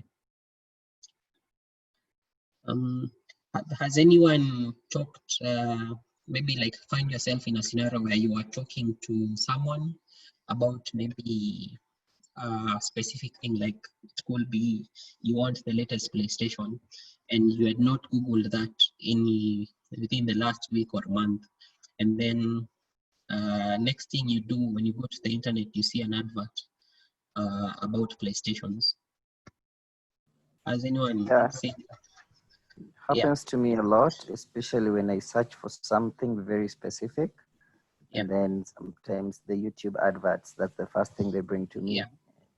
Yes, Something so very closely related to what I was looking for. yeah, exactly. So you see, that's now also another application of machine learning. Within machine learning, there's a concept we call recommendation systems. So with the recommendation systems, we try to, you're basically trying to predict, or like you can imagine the number of adverts that are there. So for instance, a good example is the billboard adverts that are usually placed. They kind of are a bit irrelevant because not everyone is interested in a specific product that is put on a billboard. But when you now use recommendation systems, you can actually have a very targeted advert, and it will actually be effective. So I think for like anyone here in marketing, if you had such a product that will advertise to the person who will actually buy, it's better use of money in marketing than setting up a billboard where 90% of those who see it will not actually buy whatever you're advertising. So with the recommendation systems, they'll actually even be able to, maybe for instance, an example is if your phone, you're always probably just sharing or giving it to your child, and they end up playing very baby-related games or videos, you'll start seeing adverts of toys or something just related to babies, because you have a higher probability of buying that for the kid. So, and unlike me advertising a house that is worth $1 billion to you, you're probably not interested in that. So that's one. Anyone with another example of probably an AI system working? I have an example. Yes.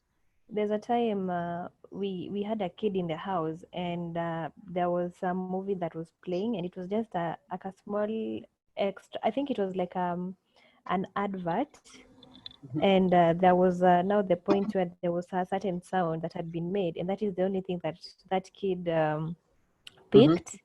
Yeah. And then now we stopped it, and now we decided to watch our own stuff. The next thing we realized was that the kid had already found it on YouTube. Yeah. So it gets interesting. I think it helps a lot because you also don't want adverts that are very relevant to you coming to you, being displayed to you. So in a way, maybe other than sometimes you'll feel it invading on your privacy, it's a very good tool because it always shows you what is relevant to you. Amazon, I think we had a student from who works in Jumia. They do a lot of that. And they help a lot because now you'll only see what's relevant to you. That's from one point of view. But maybe also, especially when you're doing every app you install, there are a lot of permissions it will ask for. So those permissions are always they are meant for such purposes. Yeah, some maybe there are different points of views, but yeah, most of them are aiming to help you. Okay, so I think we can just go to the next section now. So for this other slide, I think like what you've been doing in the previous section, even the data you had, you've been looking into the past. So, and trying to make interpretations based on what was happening in the past. It's like the data set you are using is a very complex one. There are a lot of aspects to look at, and maybe making an interpretation is, some might be straightforward, but some might be a bit complex. So the whole aim of machine learning is always to make a prediction. So you just check on the historical, what has been happening in the past, and then from the present, you're now going to build your model. It will end up maybe with some algorithm on how to interpret what was happening in the past and try to make a prediction in the future. So this, we're going to see how to make these algorithms. There's also a way to actually test the accuracy of what the predictions that are made. So we probably will test with, like when you have a certain amount of data, like 10,000 lines or 10,000 rows of data, we'll probably set aside 20% of them to maybe test the model and see if it's actually able to do the correct predictions. So this is basically the whole, if you were to look at machine learning in a simple way, it's checking, you add the past and try to predict what's going to happen in future. An interesting one as well is if you have a Gmail account, you're trying to write an email these days, if you have the AI component added for predicting text, it can even reply an email for you, or basically start the first sentence for you based on what was written in the previous email. So it's quite interesting now looking back on these other concepts that you've seen here. So depending on which field you're looking at there, you're going to see a lot of applications on this. So this is just an example. So for instance, like this could be, this one here is an example of the sea levels for those monitoring the sea level. They're able to maybe see over the last 300 years what has been happening and actually be able to raise an alarm early enough. So this is like using a basic regression algorithm. So you're actually able to look at that and be able to raise an alarm and probably be able to change the projections. So the actual data is all the way to this point. And then from this point, you build an algorithm that's now able to tell you what's going to happen next. For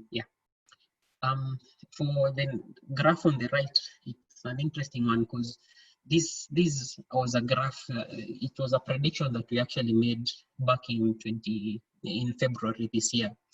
So then we were right at the climax, or I'd say like at the climax of the COVID-19 scenario we are in, the whole world, and all the stocks in US were falling. So this specific one was on Tesla, and when we were doing these predictions, every day was pointing down. So if you are probably an investor there, the decision you'll have made was like, this is not going to come back. We just cut our losses and disappear. But I challenged the students who are there and told them we made these forecasting predictions, and this was the predictions. The blue part of the graph was the predictions. It was the result it gave us.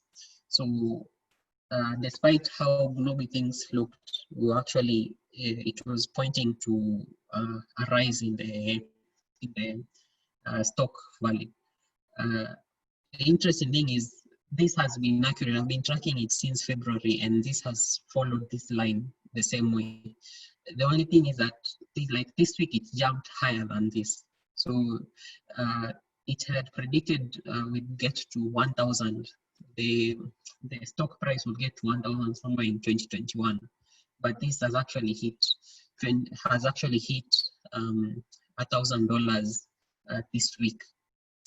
So yeah, so if you are probably own a company in New York and doing stocks trading, you probably have made the right call back in February when everyone was doing the opposite.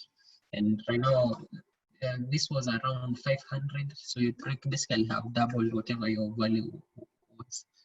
So that's just one area of maybe you can actually use do your analysis, make a predictions, and follow it. And like in this case, it will have made you a millionaire. Any questions, comments, maybe on this?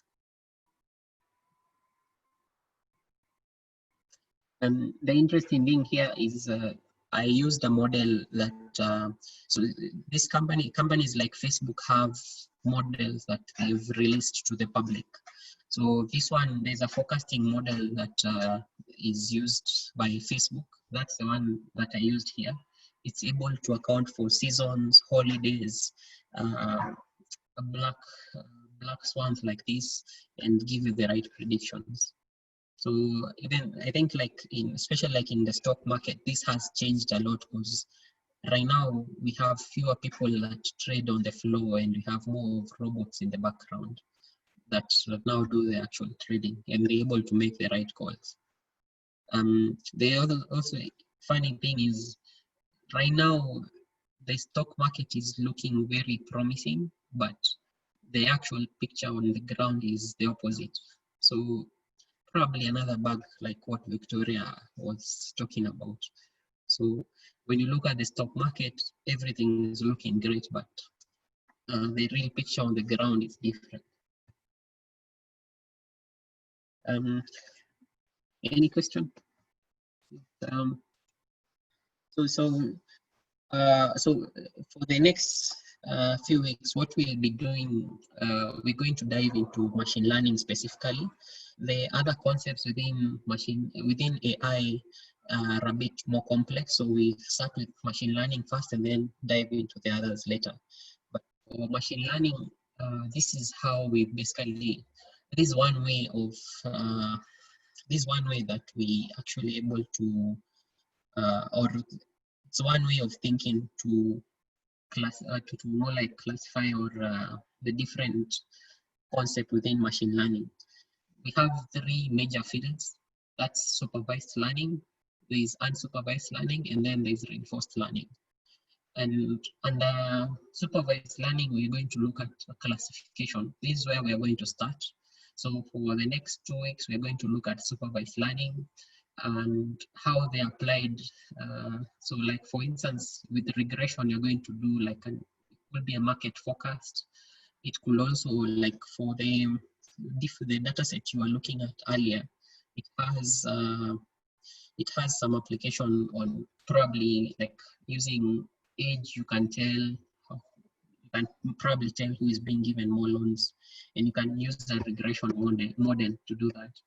So for the regression models, we're going to basically like have something of this sort, that you're going to plot all your data the same way we are doing the data visualization, but then we add another component of the program is actually going to now be overlaid over the data that you're doing, and try to make a sense out of it, so that you're able to, if you're asked, given these aspects of a specific individual, should I give him a loan or not?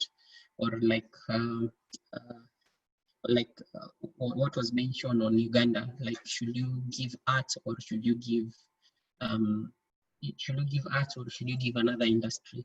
So you're able to ask that question and make the right call the moment you have all the data. So that's on regression.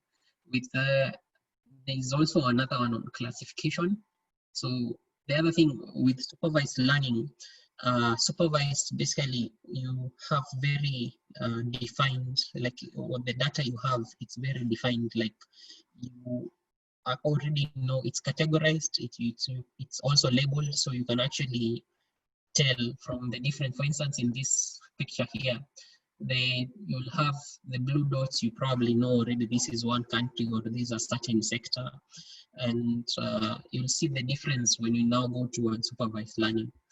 So with supervised learning, you'll have all the aspects defined and labeled, and this is used a lot in various aspects. For instance, for image classification, customer retention, diagnostic systems. So there's also some examples we're going to look at here, like there's one interesting one called the IRIS dataset, where we just look at given certain properties of a leaf, then you should be able to predict the species of a specific plant. So for that specific one, you already have the data labeled for you. You know what the different classes are. Like you have, like that, for that one is defined, you have 3 different classes, so you know what the data falls, where it falls into. And then for unsupervised, unsupervised is it's called here you'll be working with data. You're given data, and it's for you to like try and look through the data using the various tools you have and make sense out of it. So it's not labeled, so you don't know what class is there or what they actually are, but from the analysis you do, you'll actually start seeing various clusters or various classifications coming up. So for instance, like what's happening in this one, probably this is a certain group. You might find that maybe, for instance, assuming that this is maybe people taking loans from different professions, this will be a certain group, and maybe the probability of paying back, this could be one group, this could be another group. So when you do the analysis on it, you're going to end up with you're going to actually be able to classify the different groups that are there, and at least you'll see clustering and dimensionality. And all of these are different statistical models that are used. So each one of them, we're going to look at maybe 3 or 4 models within each, and you'll be able to fully understand how these concepts are. Yeah. Anyone with a question?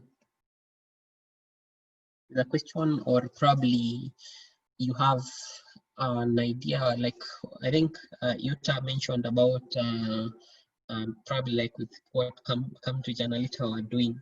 So like for instance, for that one, you probably will fall once you've understood maybe if you're checking what's happening online and you understand sentiments of people, you don't know them, but you're trying to cluster different groups or make a prediction of how big a certain group is, probably will fall a bit on clustering or on classifications, maybe, since you already know the different classes that are there.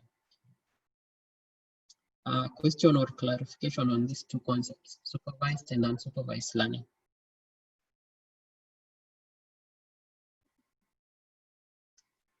Has everyone understood? For now, it's okay to just make sure you have a general overview of the whole concept, and then as we're going to do the different examples, then you're actually going to fully understand what they are. But right now, make sure you understand supervised, the difference between supervised and unsupervised, and also look at this classification, regression, dimensionality, and clustering. Okay. So the other one that we won't look at it in this class. This will be sometime later if you proceed in the other sections. For reinforced learning, this is now a bit more complex, and the models there are a bit more complex. But basically, what we are usually trying to do with that is it's more like, other than use mathematical algorithms, it's more of trying to teach or create a program that learns, makes mistakes and makes mistakes and knows that maybe using a specific path, it's going to make a mistake. So it should actually change and use a different strategy to get the right results.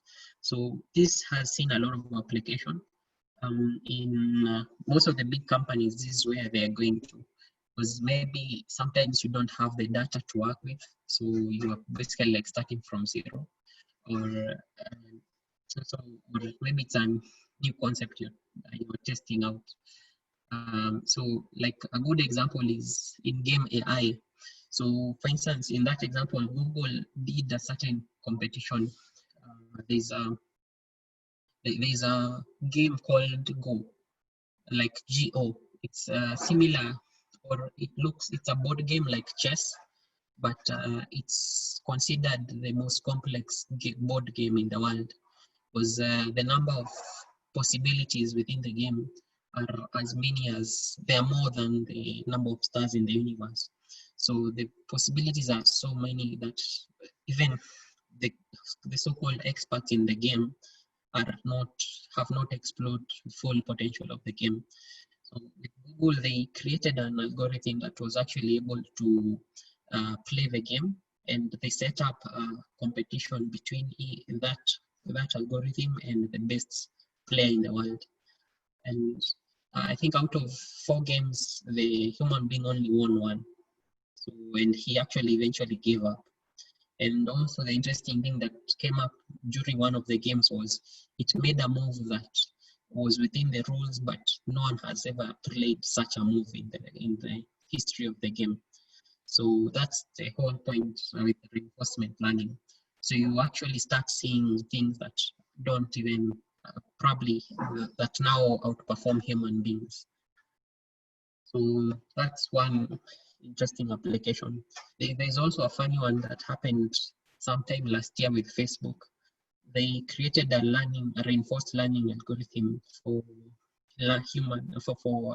a language, but in the process, they had 2 algorithms talking to each other, but the algorithms found a weakness in the language that was being used. So they created their own language that was more faster and more efficient. So there was a moment where the engineers were wondering what was happening. Probably they were discussing on how to destroy the world. So they ended up switching off the system. So yeah, so that's an interesting, those can happen, but I think we're going to see a lot of that in future. Yeah. Any comment on this or clarification? I have a question. Yes. There's a time, there's an application that people could predict how they will look in a few years to come. Yes, yes, yes. Yeah, so where does that lie? So that probably, okay, that will be now going back to this. So this will fall within a vision system, image recognition, and still machine learning, but now it falls under vision systems. So in that, it was basically, and I'll share some videos that you'll see. It's basically analyzing a picture and making some predictions out of maybe various facial expression, maybe from the way your face looks. It was trained on how people age over time. So that maybe wouldn't fall into this, but maybe maybe Eric can help on that one. But it's under vision systems. But this is one way of thinking, and this is very biased on data, or I'd call it, it's under unsupervised learning under vision systems. But now They also think for that app, they were also collecting data. Yeah, because the more people who use the app and upload their faces, and then it shows what you're going to look at over a certain time, everybody who is playing that game is just adding to their data collection. Yeah, and I think I've seen that with most of the companies. Most of the companies, if you actually even see most of the social media companies, you think they give you an app for free, but in real sense, it's a data collection tool. Even something as simple as when you go to certain websites and you have to do the reCAPTCHA so that you identify what the buses are or what the crosswalks are. You're basically just helping them train their data. Yes. I think like there's even a company based, I think, in Mombasa Road that does specifically that on training machine learning algorithms for image processing. So there are humans who will help that, but there's also, you can add that component within your website and people will help you to do that job for free. So yeah, there's a lot of applications. Some, I think, maybe Kim, for the time. Yes. Kim, the company is called Summer Sauce. Yes. Summer Sauce. It's a very interesting company, and they help a lot. I think most of even what they do is being used by the likes of Google and Tesla, so that you're able to identify signs on the road, plants, maybe trees. There are maybe aspects where you'll not be able to tell from writing the code first time. But yeah, so it's quite interesting. Any other question or scenario you've seen? These days, I think machine learning is everywhere. You'll see a lot of AI tools basically everywhere. And when you know that it's the one working in the background, since from this experience, you're going to learn how those algorithms work. So for me, in my case, I try to like test the program. So like I know it's going to, maybe based on some aspects or how it's collecting data from me, I'll just try and see where the weaknesses of it. So yeah, it's quite an interesting field, and you know everything that happens in the world, you will now actually start making sense. So when you see an advert now, you know why you're seeing something you were talking on just maybe a few minutes ago. So the next aspect we're going to look at is on now the algorithms. So how the algorithms work. This is a picture that as we learn, thanks Timothy, you can have a look at the company. It's called Summer Sauce. Just have a look at that link, you'll see. So the other thing is, so for the algorithms, this is a picture you should probably just have as a cheat, just have it somewhere along your notes, because you'll always be, this one picture will come back to all our classes. All the machine learning algorithms will go through this process and will iterate through this picture every single time. So the so what will happen? So right now, I think you've learned how to do data cleaning. So once you've done the data cleaning and you've cleaned the data, and now you're ready to do like start maybe just explore various machine learning algorithms. This is where so you'll come up with historical data, and then next thing we do is a concept called feature engineering. So with feature engineering, this is very much based on the hypothesis. I think at this point here, you're going to actually have like a hypothesis that you come up with. So probably the question you, based on the data you have or the industry you're in, is who do I give a loan and who don't I give a loan? So if that is your question, then now when you're doing the feature engineering, this you look at the data you have, probably the columns that are there are enough or they're not enough, and maybe you need to do some transformations. I think in the previous class you learned about transformations, data transformations. Like now when you're looking at a data frame, there's transformations you probably need to do, or if not transformations, you probably need their columns that you don't need, so you can delete some or add some. So this is where that feature engineering comes in, and this is very much based on the question that you're trying to answer. So once you do that, we're now going to do something called split data set.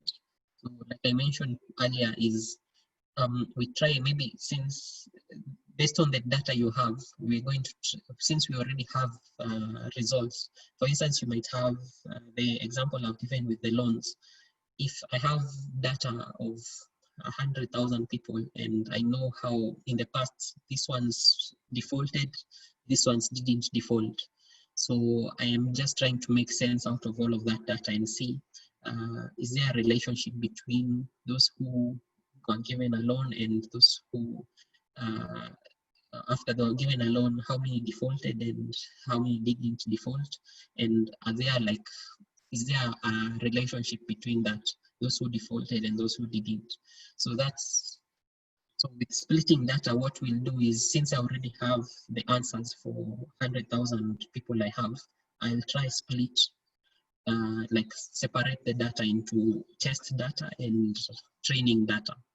So when I do that is, I'll have data that I can use. It's basically like, think of, for instance, for when you're back, like thinking back to school, it's if you're a lecturer in school, you don't want to give your students an exam or that you probably went through in class.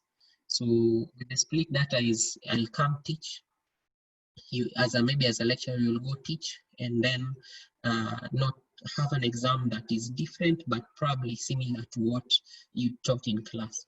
So the splitting, this is basically what you're going to be doing. You'll split one section for training and then another one for testing. And then after that, then we're going to build the models. So this will be a bit, this will be a bit of an climax in the class, because maybe sometimes the functions we're going to use, or the libraries we're going to use, do a lot of the work in the background for us.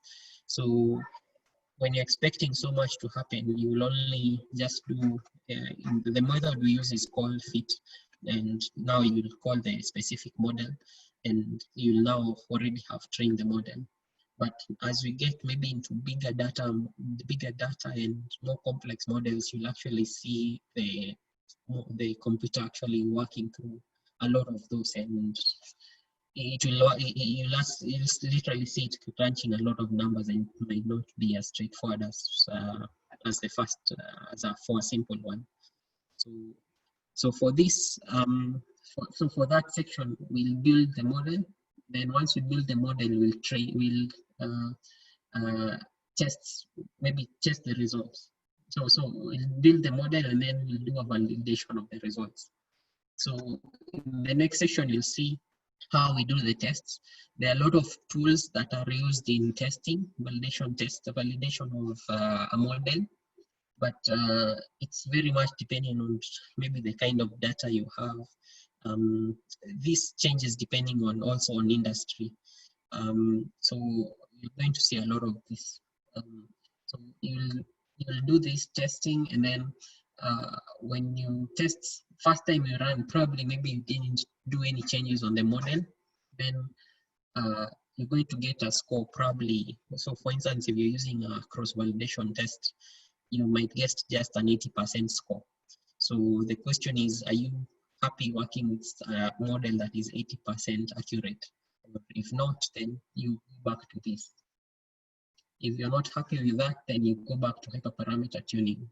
So each model we're going to look at has hyperparameters, and hyperparameters are components within a machine learning model that influence how it does or how it goes through the various functions within it. So we'll change different number. It could be randomization, it could be the number of iterations, it could be, there are some models that can have as many as 20 different hyperparameters, and each one of them has an impact on the result. So we'll see this here, the dotted line has a lot. You could spend more than a week or a month, or maybe depending on the tools you're using, you could spend a lot of time here trying to make sure that your model is perfect. So here, this, like I said, this picture you're going to look at so many times, so make sure you have it. So the other part is, once you've now done this, you can actually go to, you can now deploy your model, and now probably you can now deploy your model into using public space. I think I can share, maybe we can just go out of the presentation a few minutes. Just for a change. Let's see. So maybe I'll share a link within the Predicted Labs site. So just a minute. So yeah.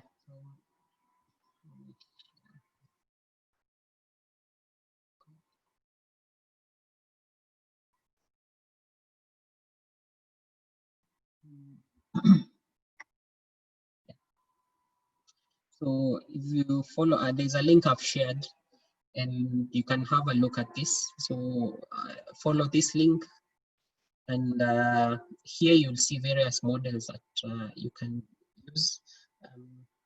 We can just go specifically to this one here. Apply magic source. So so for instance, this one uses it's a tool from University of Cambridge. So you can just have a look at this, and maybe let's just try, and so it's just an example of a model that's already been deployed, and how it maybe does a certain analysis on the text. So probably Wikipedia.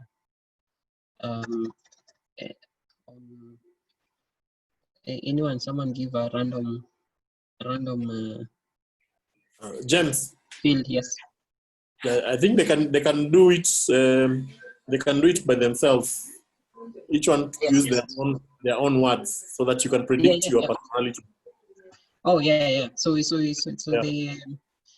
an interesting one. You can just go and try this out, read through this, and try it out. It's quite interesting.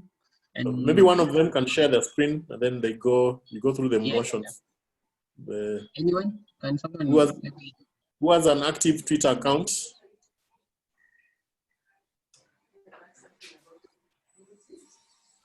Anyone?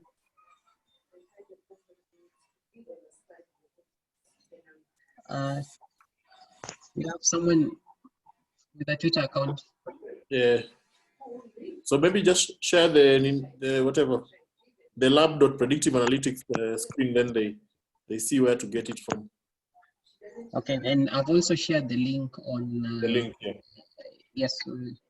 Yeah, the goes. So.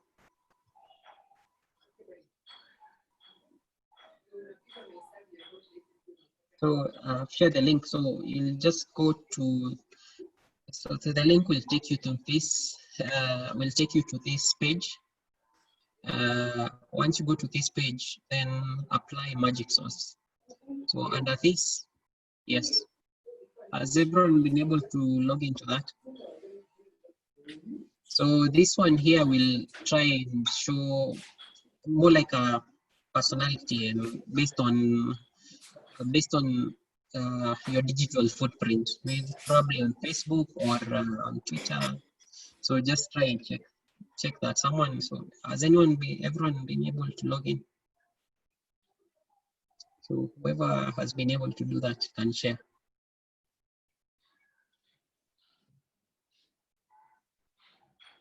Anyone? Victoria, you managed to do that?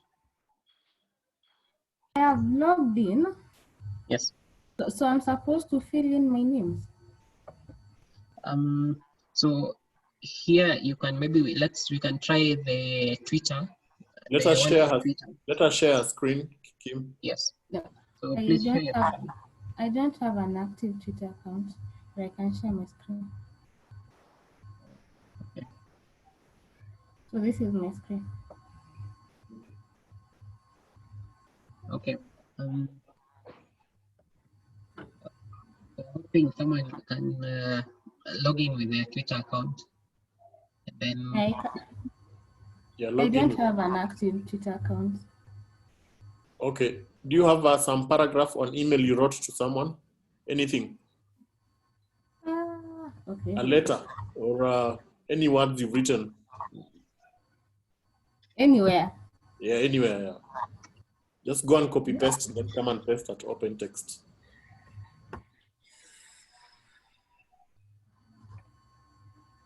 Okay, let me look for a mail. Okay.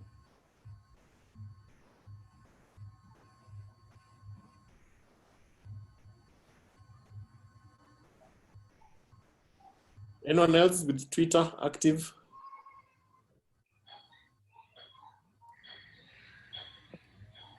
This will give you a hands-on experience to know how these social media platforms predict your behavior.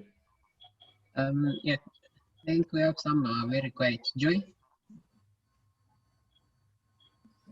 you managed to open. So also maybe just go try it out. I'm trying to remember. Yes. I'm trying to remember my Twitter password. Yeah, I think it happens a lot. I think most people log in on their Twitter on their phones mostly. Yeah. Okay, I've been successful. So I think so. So, but I'm not active. So let me just share my screen. Yes.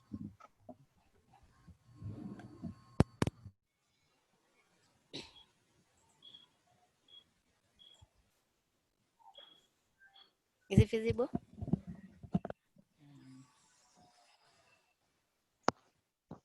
Yes. Okay. Then you can make the prediction. Please. Okay. I don't think I'm active on Twitter. Yeah. So it's. Show me results. Show me results. So it's based on 15 tweets. So it's saying your age is 21 years. Yeah. So it's machine learning. So the more you tweet, the more accurate it becomes. Okay. So you can scroll down. It shows you your personality. Can you be a leader? So you're liberal. Yeah.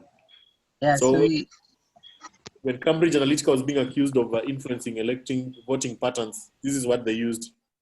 So based on your personality, it knows if you're targeted with certain adverts, you can, for example, you're saying you're easily stressed and emotional. So when they're profiling your Facebook account, they will target you with the adverts which make you very emotional. Yeah. yeah, Yeah. and this is the truth about all these social media accounts. They are not really social media. They're psychologists in the background. And now in the background, they're able to now tell who you are and have pretty much everything very targeted. Most of the time, it's for good. For sometimes maybe it might be used, it might be exploited for the wrong uses, but most of the time it's meant to help you or make sure you don't see junk on your site especially when you're on the internet. Yeah, but there is another point of view I have is, if we're helping them with so much data, shouldn't we be paid for using these sites? Yeah, the more active you are, the Yes, more yes. you cash in. So maybe it works for channels like YouTube, but yes, and there's so much that, like on Instagram, just pausing when you're scrolling and pausing on a specific picture, that's all it needs to know that you're interested in something. And now with the vision modeling, machine learning systems, we're actually able to tell, you can look at that, the model will take the picture and know the context of that picture. Probably you are scrolling and then stopped you're looking at a flower pot. So the next time you go to now, maybe Facebook now that has the ads within Facebook, you'll now see an advert of someone selling flowers. So yeah, sometimes it's creepy when you see the level of detail that it goes into, but it's quite interesting. Because the others, you can try that and we'll see. Okay, I can proceed. So who else has had a look at theirs? I have shared the text. Yes. Yeah, and the results are weird. Okay, let me just share my screen. Yes, please share.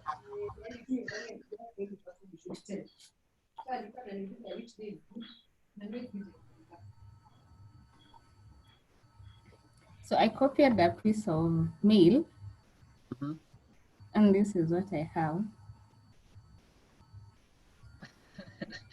Okay. So I'm wondering how correct can it be? I can't be 50 years anyway. Yeah. So I think this is where even the next section we're going into is. So once you've developed your algorithm, you'll test it depending on, you'll test it with various, you'll test it in maybe with test data, or you can test it in the real field. Okay. In the field. So when you test in the field, then you get, that's why you'll see sometimes most programs, they're not deployed immediately. And those who dare to do that, they get a lot of, like the example I'd given on the judging algorithm, they used it, the moment it was set up live, it was closed in less than a week. Then it was realized to be very wrong. So yeah, but also the other thing we're going to see is, if you give it very little data, then it will also be very biased. So probably for this situation, it's maybe the data that is not enough. Okay. Yeah, so probably that's why. Okay. Yeah. So I have a question. yes. I wanted to download to look at my Facebook footprint. Yes. And I've gone to the downloads, and I don't know whether it's telling me request copy, available copies. I can't get it. It's like it wants me to upload a whole file. Will it take time for me to get that file, or? Yes, I think Timothy can assist with that one. Okay. Timothy? Yeah. I think for, go ahead, Tim. Oh, I didn't get the question. I was. Okay, so she was trying to now use Facebook the same way we've used Twitter. Yeah. But you mentioned that Oh, yes. Yes. So for Facebook, there's a tutorial. Are you able to share the screen for that platform? Yeah. Let me share my screen. I think, James, you can share the screen of the Cambridge, the University of. Okay. I've reached the point where I'm supposed to be downloading my data. For Facebook. Yeah. Yeah, so they don't send you the data immediately. It takes time, so it will. Okay. Once. All right. Yeah, because of Cambridge Analytica, the cases which are there, the Congress, yeah. So that API was blocked.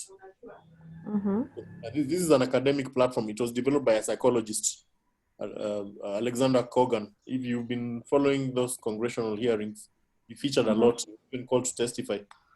So what the company Cambridge Analytica did, it came and took the documentation from this website and tweaked it and exploited it to target and exploit voters.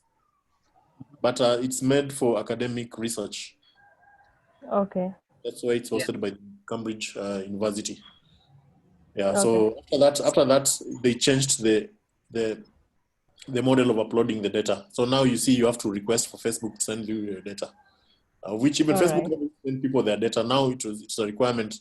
If you want to know what you do on Facebook, yeah, you can ask for your own data. Yeah, and also, and Google also have something similar. It might scare you. I've scared a number of people because the level of detail, there are even recordings of, I don't know, okay, those instances where you allow the mic to be open by certain apps, sometimes it's going to just record you talking with someone else. So just do the same with Google, with a Google account. You're going to see all your searches, all your location histories. So basically, there's so much you can. So I think that will fall in unsupervised learning, and it's very easy for system to actually now cluster people from various fields. So there's so much, depending on who has the data, there's so much they can interpret from that. Yeah. So James, maybe just to show them some use cases of this. So we've been able to develop a credit score algorithm that uses this same Facebook data to calculate the risk based on your behavior. So what our clients, we always tell them to do is to ask your customer to download their Facebook data and come with it or upload it on that platform. Insurance companies have also used this to develop a model for risk. You can be able to tell the risk appetite of a client based on their behavior on Facebook. So that's we cover in the intermediate course. We call it the graph network analysis. Yeah. It's a very interesting bit to look. We have an app which will give you to download. You download your own data, and then you actually analyze your own behavior based on the network of friends you have. Yeah. So yeah, you can continue, James. Okay. So I think you've seen a few examples of that. So it's quite interesting. Like, so once you've built your models and now deployed them, when you now start using them with the real data, it gets to be quite interesting. So like what you've seen right now, the concept we were talking on predictions. So now this is just from data you're actually able to make a prediction or show an aspect that no one else actually knew there was a relationship. And that's actually the advantage of this. You'll see when you do regression, we'll start with a very easy concept, comparing just two columns, like basically an X and Y. And even with basic statistical skills, that's what you've been able to do. But it gets a bit complex when now you have, in some data sets, you'll even find like 200 columns, and you're actually supposed to make sense out of all of those and make a prediction. So when it gets to that level, that's where now the algorithms comes in, and they'll help you a lot to make sense out of a lot very complex concepts. So, but like you've seen right now, in this section here, there's a validation. So sometimes you get a score that, or depending on the amount of data you have, you can end up with an algorithm that's not so accurate. So like the prediction you've just seen right now, it's saying Victoria is 50 years, so probably not correct, and it may be based on the data you have. But if you have enough data and it's still making the wrong answer, then so there are various ways we use to maybe check the accuracy. So when you're doing that validation in this section here, so there are a lot. This is not a full list, but these are just some of the popular ones. So the root mean square, and also it's dependent on the industry you're in, or the data you're analyzing. So use the root mean square error, and also the other thing is also the kind of model you're using will change the validation maybe you're using. So is root mean square, then there's cross validation. We're going to use a lot of this, and then there's also the confusion matrix. This is also a very interesting one, where and we can also generate so many other more like functions from the confusion matrix. So this maybe we'll get more deeper onto them, but make sure you just have a general overview of these concepts. You read the theory, and then for like this week, just make sure you go back to this PPT and go through all the new concepts you're going to see, you've seen on this model. And then next class, we'll now go into the get into programming, and things will make a lot more sense. So we can just have a look at one of these confusion matrix. So for confusion matrix, so once you make predictions, like back to this section, we said we are splitting the data. So we have test and training data. So when you test now the system, it's when you're testing, you will give it data that you already know the answer for, what the answer is. So if you already know the answer, then the model will try make a prediction. So when it makes a prediction, it's going to tell you that maybe a good example we use here is picture maybe like you have a man who's gone to hospital for a pregnancy test, and also a woman who's gone for a woman who's actually pregnant who's gone for a pregnancy test. So if you go to hospital, the many hospitals are there. Maybe this is just a quack hospital. They might say that the man is pregnant. So if they say the man is pregnant, we know the truth is the man cannot get pregnant. So so this will be, so here you have two columns. You have positive, negative. This is just like a 4x4 matrix, positive, negative. So this here is the actual, and this here is the predicted. So here will be, the first one will be, we're saying that okay, let's start maybe with a woman. So for a woman, can a woman be pregnant, or is the woman actually pregnant? Yes. So is it true? So this will be a true positive. And also it's possible that a woman might not be pregnant, and we say they're not pregnant. So this will be a false negative, and it's okay. So, and this is classified as a type 2 error. So And if we say the woman is positive when he's not, and it's actually not true, then you'll end up with a false positive. And this is what we now call type 1 error. Then the other case will be, now we have a man here who we know is definitely not, but this the prediction is that the man is pregnant. So then this where we'd end up with the false positive, a type 1 error. And if it says correctly now, so there exists true positive and true negative. This is when it predicts correctly. So is that sometimes this concept gets a bit tricky, but once you understand it, it's a very straightforward concept. Has everyone understood that? Especially when you use that example of the man and the woman, it's perfect. You'll understand what is happening here. Everyone is okay? Clarification or so this is now the confusion matrix. So basically that's what we're usually trying to do. So when you're now doing the actual models, this will be so since you're doing several predictions, you'll have it will be more of a number. So you'll have maybe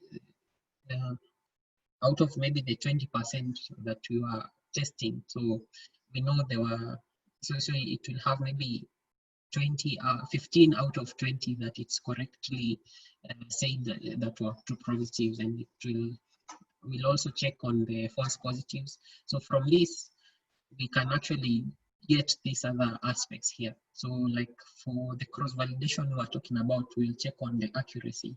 So like how accurate was the prediction, was the model in, so like we'll check on this, the true, how did it identify the true positives and the true negatives versus the total number of all the predictions. So from that we end up with a certain score. For like banking industry, these other concepts are also very much used. So you can also maybe go and read a bit on the theory on this. So sensitivity, specificity, precision. So this is something, every model we are going to run, we're always going to do this so that we tell how accurate it is. From probably like maybe a layman's point of view on sensitivity or specific precision and these other concepts. Picture someone with a gun and trying to aim at a bullseye, and there are several, but instead of someone they'll be very accurate in shooting, but they're not shooting at the bullseye. So you must have that a model that is accurate, but it's not precise. Or it's precise, but it's not accurate. So it's always, it will have a very high score in precision, but very low score on accuracy. So probably you want a model that is hitting the bullseye and hitting consistently at the bullseye. So there's also an aspect there, maybe there that on bias and variance, we're going to look at it sometime in future, but that's also something that you also try to avoid. But read a bit more on these concepts: accuracy, negative predictive value, precision. This it's very nice. So once we start doing the models, you're not going to actually see the whole point of it. And from the same graph, you can actually, now with the specificity and sensitivity, you can actually generate these other graphs here. So there is something we call the ROC curve. So this is the ROC curves, and from this you will be able to actually tell if a model is biased or it is if a model is biased or not, and also maybe the variance on it. So this is the curve. When you draw the curve on different models, this is what you'll be aiming at. The closer it is to this section here, probably you'll choose between these two models, you'll end up choosing the X over this other one. So yeah. So that's anyone with a question so far?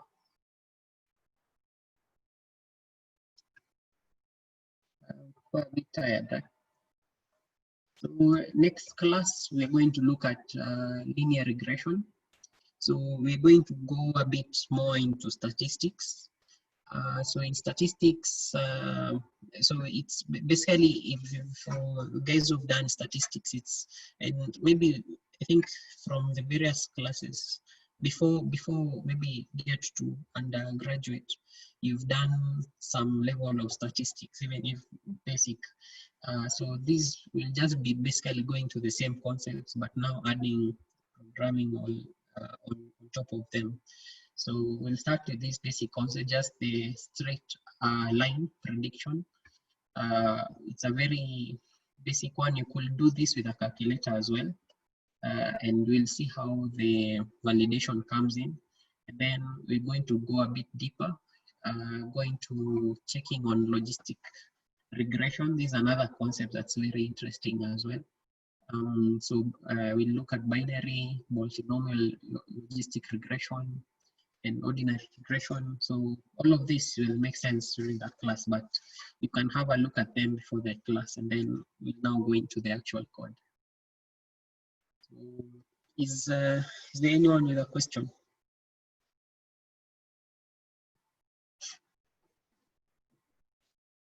Anyone with a question?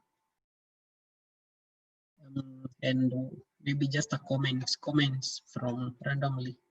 Anyone with a comment on what you think of today's class? And have you now, is machine learning and AI demystified to you? And you can actually spot them in real life.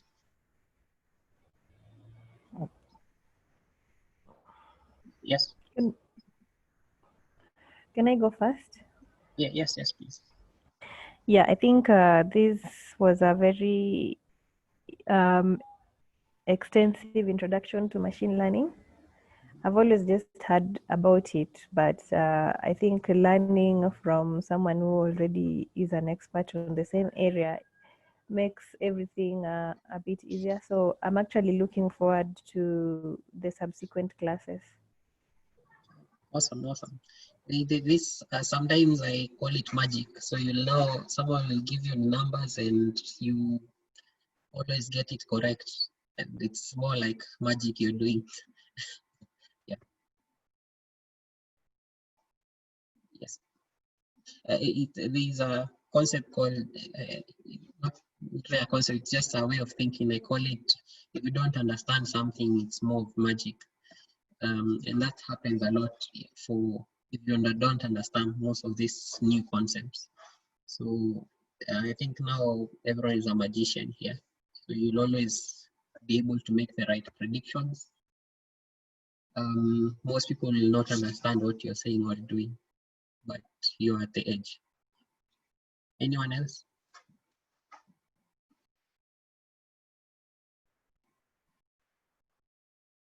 Kevin, do you see a possible application of what we've been doing today in your field? Yeah, I can see a relation, and interestingly, sometime 2 years back, I was part of a project on RPA. This is robotic process automation, where I used to work, and the project was mainly around collecting data of repetitive tasks that you're doing, and then capturing it into a software or a machine, and then it does the same job for you. And the outcome was the work I was doing taking a week to complete, I could do it within an hour. Yeah, that's awesome. Yeah, so that's why I decided now I need to now learn more on this area because I found it very, very helpful, especially in areas where you're required to work with huge data sets, and also the output. People expect you to have less errors. You see, your brain can only process so much, but now with the assistance of machines, you're able to give churn out data which is clean. Yeah, exactly. So, and I was actually, maybe I can't share everything here, but I've done the same at work, and reports that used to take me 2 days to make, or right now I basically click on a button and I have the whole report. So, and it even gives you more deeper and wider analysis of all of these aspects. So yeah, and when you even introduce machine learning, now it's just going to blow your mind. So there's a lot that you can do with these concepts, and they'll make you so much more efficient and very good at what you're doing. So you can concentrate more on the more complex aspects. Okay. So yes, maybe I Victoria. can go next. Yes. Yeah. I've always wondered how people were able to predict accurate data to the future. And I think with the introduction, I have a glimpse, and I'm looking forward to do the magic and to be part of the magic. Yeah, awesome. Yes. So also probably like now, maybe between classes, you can, I think this is a challenge to everyone, just try to look for data and possible applications at work, and you can come with them to a class. So then we'll go into, as we now also look, there are those that we're going to have that we preset for the classes, but there are those that you'll come with from work. So we'll try use them here, or you can ask how to use them, and we'll see how you can actually be able to use the machine learning algorithms. And I'm sure we'll have some good magicians here before the end of the 4 weeks. Yes, Eric. I think. No, I don't have a comment, just listening in. Anyone else?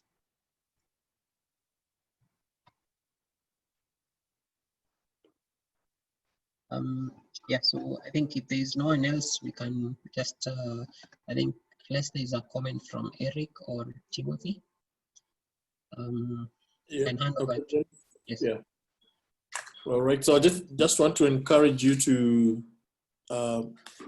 reach out to some of the resources that we've developed for your learning. We have our machine learning platform that pretty much uses the models that you're going to learn in the next 4 weeks. So I'll share the link here.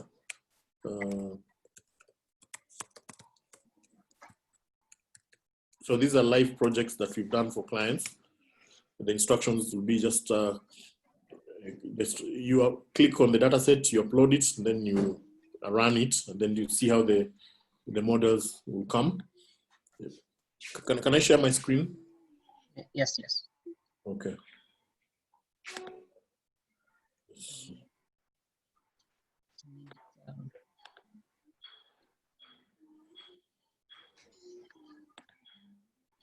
So my quality.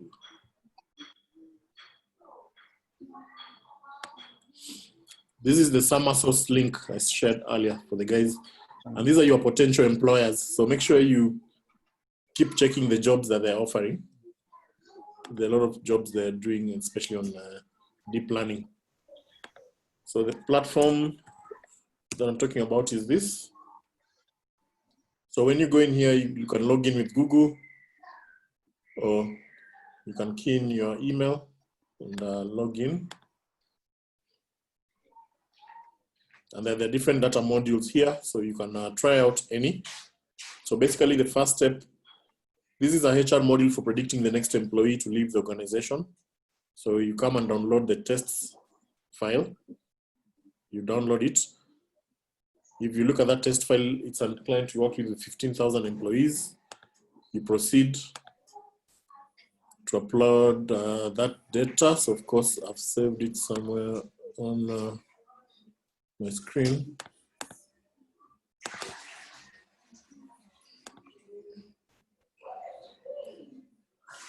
So you upload it, and then you click analyze. So this is a web integration which we integrate with a framework called Django and Flask. So you'll learn about those on the intermediate course and advanced course. Usually, after you doing the work that you're doing now in the notebook, how does the rest of the business interact with that work? So we build these web integration frameworks to enable that integration. Yeah, so it takes about 30 seconds to 1 minute to analyze. But this is the type of data that's in that Excel sheet: average month, evaluation, project count, salary, satisfaction. And it does the computing of this with every step of each model that you're going to go through has a meaning in terms of how do you apply it to the decision making. So we are going, this one has got linear regression, which you start with, random forest. Yeah, it's got a decision tree classifier. It's got the correlation coefficients. Yeah, so there are about 5 models that this tool has utilized. Yeah, so I'm sure my internet connectivity is lower, so just use the same process, try it to see how the analysis will be. There are some with the less data, so you can repeat the process with a different data set. Yeah, this is also for HR. I can show you one for economic data. This is for analyzing the GDP of countries. So there's one for credit score model. Yeah, this will be something similar to what you did with the Kiva data set. There's some here for the beer distribution network analysis, customer segmentation, then also predicting the stock exchange fluctuations. So this work was done on Python notebook, the same work you're doing now, but now we put it on the front end and integrated. Yeah, so just to see how the final product will look like, this is what the final product that you are studying now will look like. Yeah, you will not go to someone and give them a Python notebook, no, but you're going to integrate it into the web. It sits in the backend. Then anyone who's looking for a decision point will be able to make a decision based on it. We also have another one, Eric. Eric. Yes. Did you show them this, the charts.predictive? No, I haven't shown them that. Okay, so this is another one also we use for visualization. An easy layout. So I'll just log in using Google.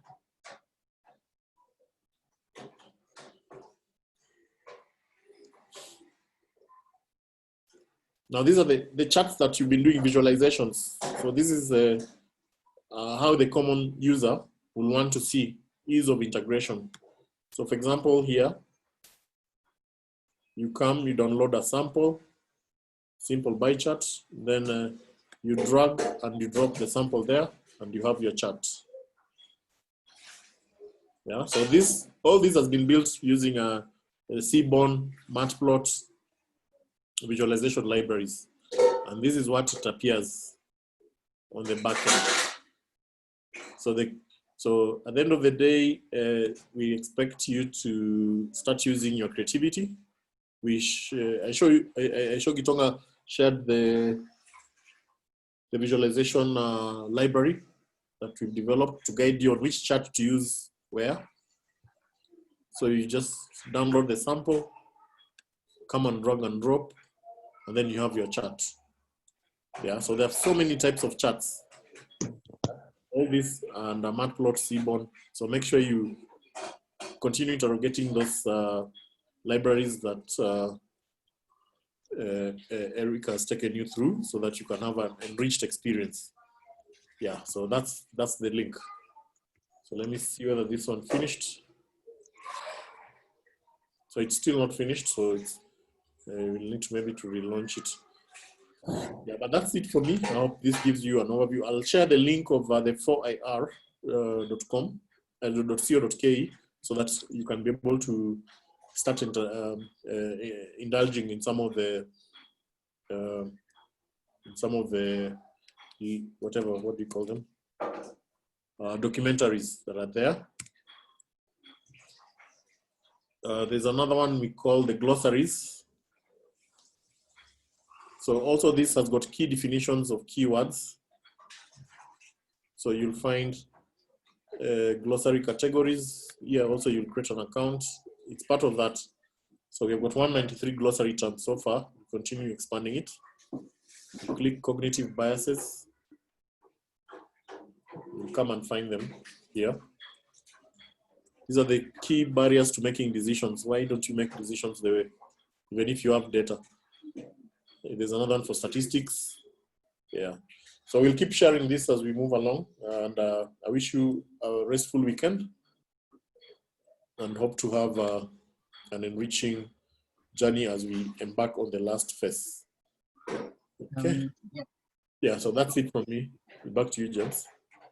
Okay, so I've shared a video, a YouTube link of a video. It's a very, I think, controversial video, or it will make you question a lot about maybe what you're doing, but it's just a challenge also to you. There is a concept they'll bring up in that video called Luddite horses. So I just challenge you to picture yourself asking the same question. That was back in 1800s, but now at our current time, ask the same. There's a lot of questions they ask on that video, so just challenge yourself with that and think of the future.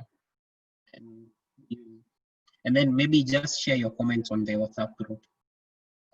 Yeah, because we refer to it a lot. So yeah, but otherwise, I hope you learned a lot. So, and see you in the next class. Have a good week.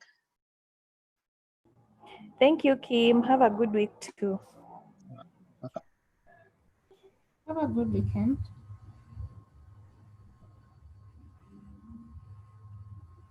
Bye. Thank you. Bye-bye.